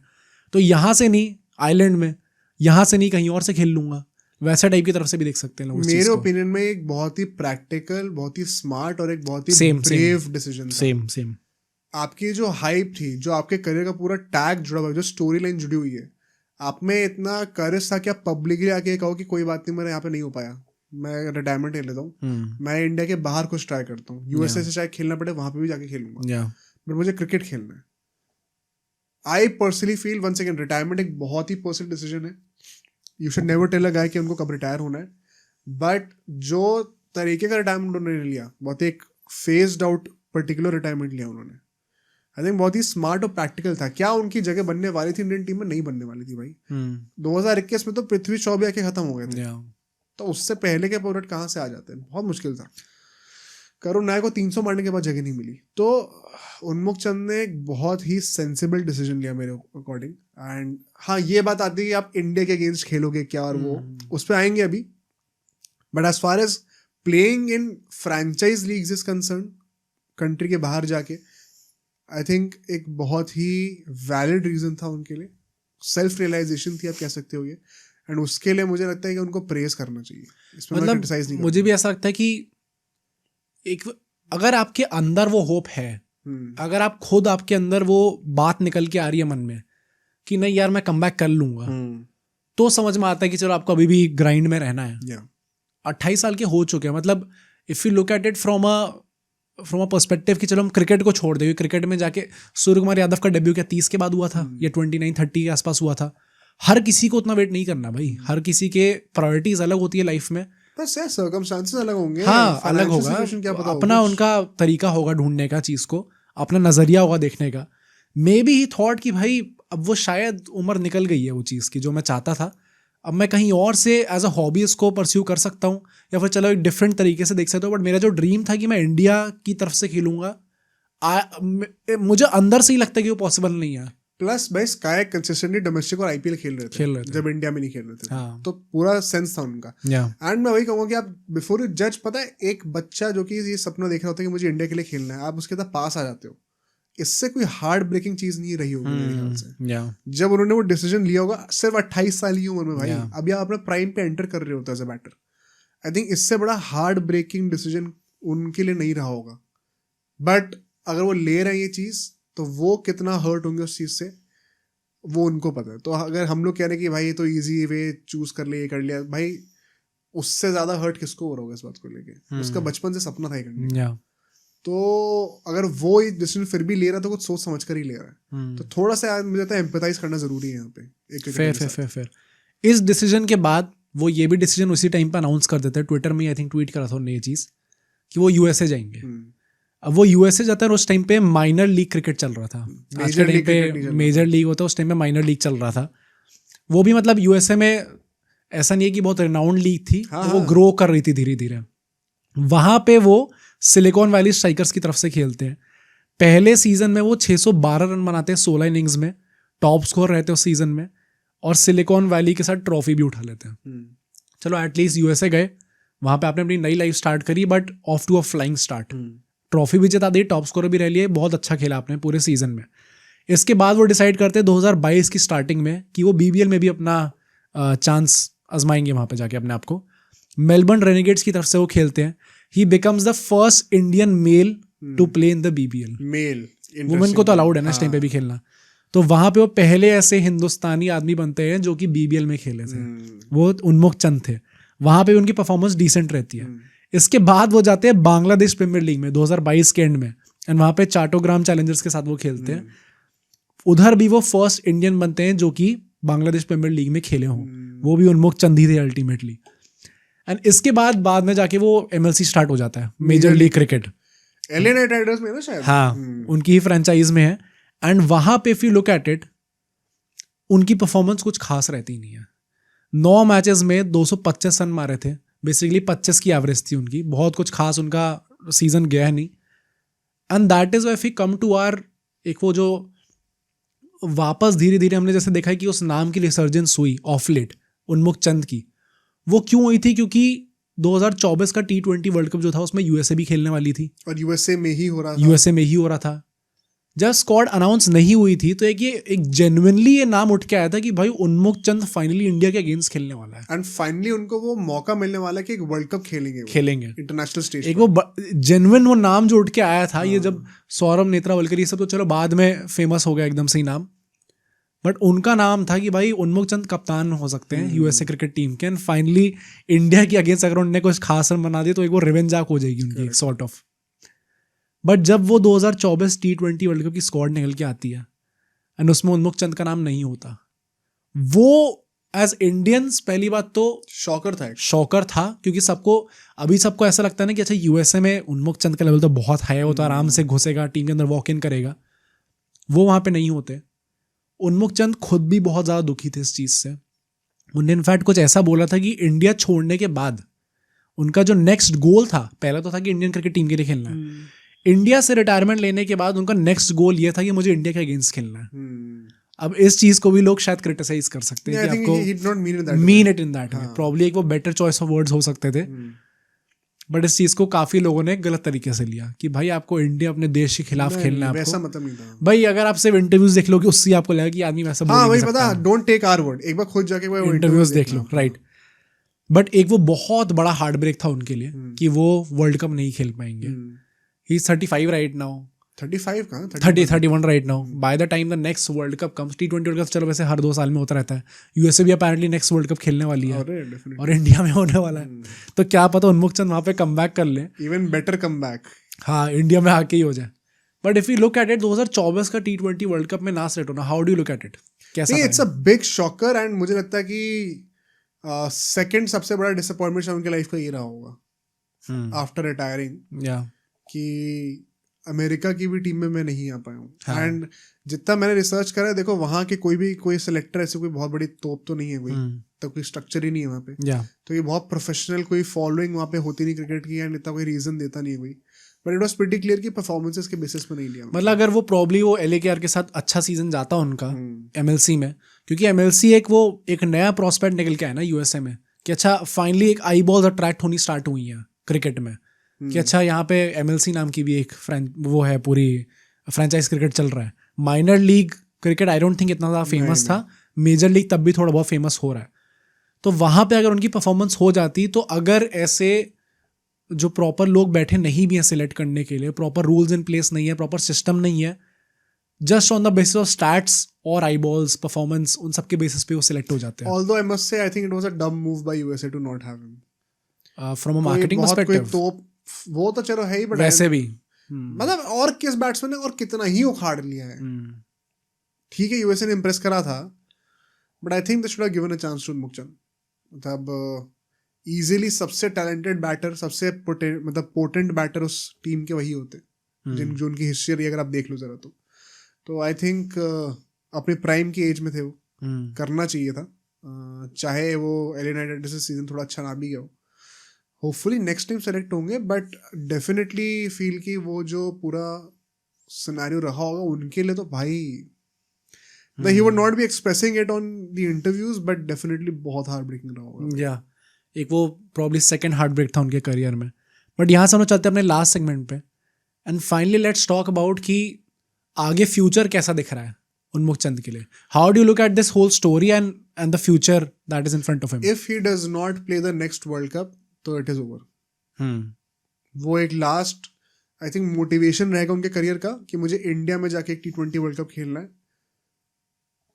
अगर वो नहीं हो रहा है, तो आई थिंक मतलब वो जेन्युइन डिसअपॉइंटमेंट रहेगा करियर का एक, कि मैं, क्योंकि आप इंडिया से नहीं खेल पाए समझ में आता है, फिर आप रिटायरमेंट ले लेते हो। बट अगर आप यू गो अपनी ईगो साइड में रख के you go one step below and से कि कोई बात नहीं यार, मैं लाइफ में कुछ और करके दिखाऊंगा, अगर आप उसमें भी वर्ल्ड कप नहीं खेल पा रहे, तो कहीं ना कहीं हर्ट करेगा, ज्यादा हो जाएगा थोड़ा। तो आई होप कि वो 2026 का T20 वर्ल्ड कप तो जरूर खेलेंगे, एंड आई थिंक खेल सकते हैं डेफिनेटली। सौरभ नेता वर्ल्ड कप जैसे लोग भी आ सकते हैं, तो ये भी आ सकते हैं। बट ओवरऑल एक जो वो सेंटिमेंट था कि क्या उनको वर्ल्ड कप खेलना भी चाहिए इंडिया के अगेंस्ट, उसके बारे में क्या कहना है? अब वो US जा चुके हैं, क्लियरली उन्हें पता, सी वेरी ऑनेस्टली मेरा माइंडसेट थोड़ा वैसा रहता है, क्या यार कि देश के अगेंस्ट नहीं खेलना। हाँ मेरा भी वही है। आई थिंक अब खेलने का मौका मिल रहा है, तो उनके पर्सनल करियर के लिए वो काफ़ी अच्छा है। But I don't like this कि भाई, although I totally get what he is thinking. नहीं भाई कभी भी आई डोंट थिंक उनके दिमाग में कहीं भी वो फीलिंग है कि अच्छा इस कंट्री के अगेंस्ट मैं नहीं खेल पाया, इस कंट्री के अगेंस्ट मैं खेलूंगा। He is not even thinking that. कोई भी ऐसा क्रिकेटर होता है ना, क्योंकि इंडिया से ही ये सीन होता है, दुनिया भर की आप कोई भी कंट्री ले मौका मिल जाएगा यार, कनाडा, USA, नेदरलैंड्स, पता नहीं कहाँ की होती हैं, अब तो अर्जेंटीना वगैरह भी आ रही हैं। तो इंडिया के प्लेयर्स जो नहीं खेल पाते इंडिया में, वो कई बार बाहर चले जाते हैं। And I can vouch for this कि उन लोगों में ये सेंटिमेंट कभी नहीं होता कि हमें इंडिया से कोई रिवेंज लेना है, उनके अगेंस्ट खेलना है। इनफैक्ट दे फील कि यार इंडिया ने हमें इतना कुछ सिखाया है क्रिकेट में, हम इतने इम्पोर्टेंट है कि हम इंडिया को रिप्रेजेंट ना भी कर पाए ना, तो इंडिया ने हमें इतना कुछ दे दिया है कि हम इसके यूज करके कहीं और अपना करियर बना लेंगे। तो they are always grateful to India. तो मुझे लगता है वो तो सेंटिमेंट कहीं है भी नहीं। बट हाँ मतलब एक वो धर्म संकट तो होता है भाई हमेशा, कि अब आप मतलब क्या आप वर्ल्ड कप जीतना चाहते हो, तो क्या मतलब इंडिया हारने वाली है वो वाली बात हो जाती है। Do you want him to play against India? नहीं, आई वॉन्ट हिम पर्सनली, मैं कोई भी क्रिकेटर होगा तो मैं चाहूंगा कि वो भाई उसका सपना पूरा हो वर्ल्ड कप खेलने का, because having been through the grind I can totally understand कि जब एक पैशन होता है ना, एक तो मैं जेन्युइनली बिलीव करता हूँ कि 99.99% of the people in the world in history उनको अपना पैशन नहीं पता होता. ओके. वो 0.01% वाले लोग होते हैं जो ब्लेस्ड होते हैं, इनको बचपन से पता होता है उन्हें क्या करना है. उसके 0.01% वो होते हैं, 0.01% के 0.01% जिनको वो पैशन परस्यू करने का मौका मिलता है एज अ करियर. तो वो एक ऐसी स्टेट ऑफ माइंड होती है ना जो कि आम आदमी नहीं समझ सकता. और उसमें you are just so driven by the game itself that boundaries, countries, borders don't matter. फिर you are just playing for the sake of the game itself. तो मैं totally get what he is thinking. या फिर कोई भी cricketer, not just उन्मुख चंद जो कि इंडिया के बाहर जाके खेलते हैं. बट हाँ, मतलब ये मैं चीज डिनाई नहीं कर सकता कि वो धर्म संकट तो आता होगा. I think the fact that he is playing for US probably उससे वो जो मैग्नीट्यूड है उस धर्म संकट का वो थोड़ा कम हो जाता है. यही अगर वो बांग्लादेश, पाकिस्तान, श्रीलंका, ऑस्ट्रेलिया, इन सब जगहों से खेल रहे होते तो थोड़ी प्रॉब्लम होती है. तो थोड़ी ज्यादा प्रॉब्लम होती. But overall if we talk about it, I think career यार एक यूनिक करियर है. क्योंकि हम लोग यूजुअली आई डोंट थिंक हमने कभी भी ऐसी पॉडकास्ट करी जहाँ पे एक आदमी ने जिसने इंडिया के लिए खेला ही नहीं है उसको हमने कवर करा. पहली बार है हमने पहली बार इस चीज को कवर करा. काफी मजा आया इसकी पूरी रिसर्च में भी. काफी पर्सपेक्टिव चेंज हुआ क्योंकि धीरे थोड़ा जो हमने इधर उधर लोगों से सुना था वो थोड़ी अलग इमेज थी. फाइनली जब इंटरव्यूज देखे, जो उनकी साइड सुनी, तो वो काफी डिफरेंट था. And you see the evolution of the guy with age also. मतलब काफी कहते हैं स्पिरिचुअलिटी में भी घुस गए. And once again very humble interviews जितने मैंने सारे देखे हैं.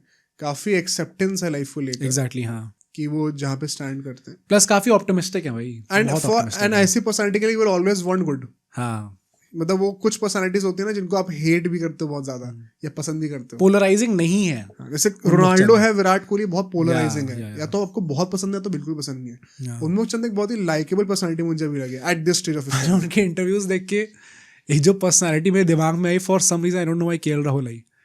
कि मैं जेन्युइनली चाहता हूँ भाई कि ये आदमी अच्छा करे. काइंड ऑफ आप कह सकते हो. एंड मैं जेन्युइनली रिकमेंड करूंगा सबको कि आप जाके उनके इंटरव्यूज देखो. और आपको समझ में एग्जैक्टली आएगा कि हम क्या कहना चाह रहे हैं. तो let's hope that he gets to play a world cup, keeping aside the fact कि वो इंडिया के अगेंस्ट खेलेंगे, कैसे खेलेंगे. But if he really wants that as a cricketer, you would always want the best for him. मतलब I am sure कि जो इंडियन क्रिकेटर्स भी है ना, कोहली, रोहित, वो भी चाहते होंगे. वो भी चाहते होंगे एंड वो उसको बेस्ट विशेस भी देंगे अगर ऐसा होगा तो. तो I think on that note आज का पॉडकास्ट हम लोग एंड कर सकते हैं. काफी एक डिफरेंट स्टोरी थी ये. एंड ऐसी कई सारी स्टोरीज हमारे पास और भी हैं जो कि हम कर सकते हैं, प्रोवाइडेड कि आप लोगों को ये पसंद आए. तो अगर आपको ये स्टोरी पसंद आई हो, अगर आपने ये वीडियो एंड तक देखी है, प्लीज लाइक करिएगा, सब्सक्राइब करिए चैनल को. लेट अस नो ऐसे और कौन से स्टोरीज हैं, चाहे वो प्लेयर स्पेसिफिक हो या फिर क्रिकेट में कोई इंसिडेंट्स हो, ऐसे कोई स्टोरीज हो that you would want us to cover on the episodes on the podcast. बाकी आई थिंक और कुछ नहीं. क्या तुम्हें स्टोरी के रिगार्डिंग कुछ कहना है, लास्ट थॉट्स? आई थिंक मैं वही कहूँगा यार कि जैसी पर्सनालिटीज होती हैं, you always want the best for him. And despite the fact कि ये मेरी थिंकिंग के काफ़ी अगेंस्ट है कि आपको अपनी कंट्री के अगेंस्ट खेलना पड़ रहा है, स्टिल ऐसी पर्सनालिटी है उनकी जिनको देख के लगता है कि यार चलो खेलना पड़ रहा है ना, यूएसए की तरफ से खेल रहे हो ना, खेल लो, कोई बात नहीं. तो वैसे हाँ, मतलब वैसे टाइप की चलो खुश रहे भाई आदमी, वैसे टाइप की पूरे एक मन में वो फीलिंग आती है. बट रिगार्डलेस मैं अगेन वो कहूँगा कि यार हमने मेंबरशिप्स लॉन्च करी हैं. अगर आप इस चैनल को ग्रो करते हुए देखना चाहते हो, अगर आप हमें ग्रो करते हुए देखना चाहते हो, तो ज़रूर हमारी मेंबरशिप्स को भी चेकआउट करेगा ताकि हम सब साथ में आगे बढ़े. And we will see you guys in the next podcast.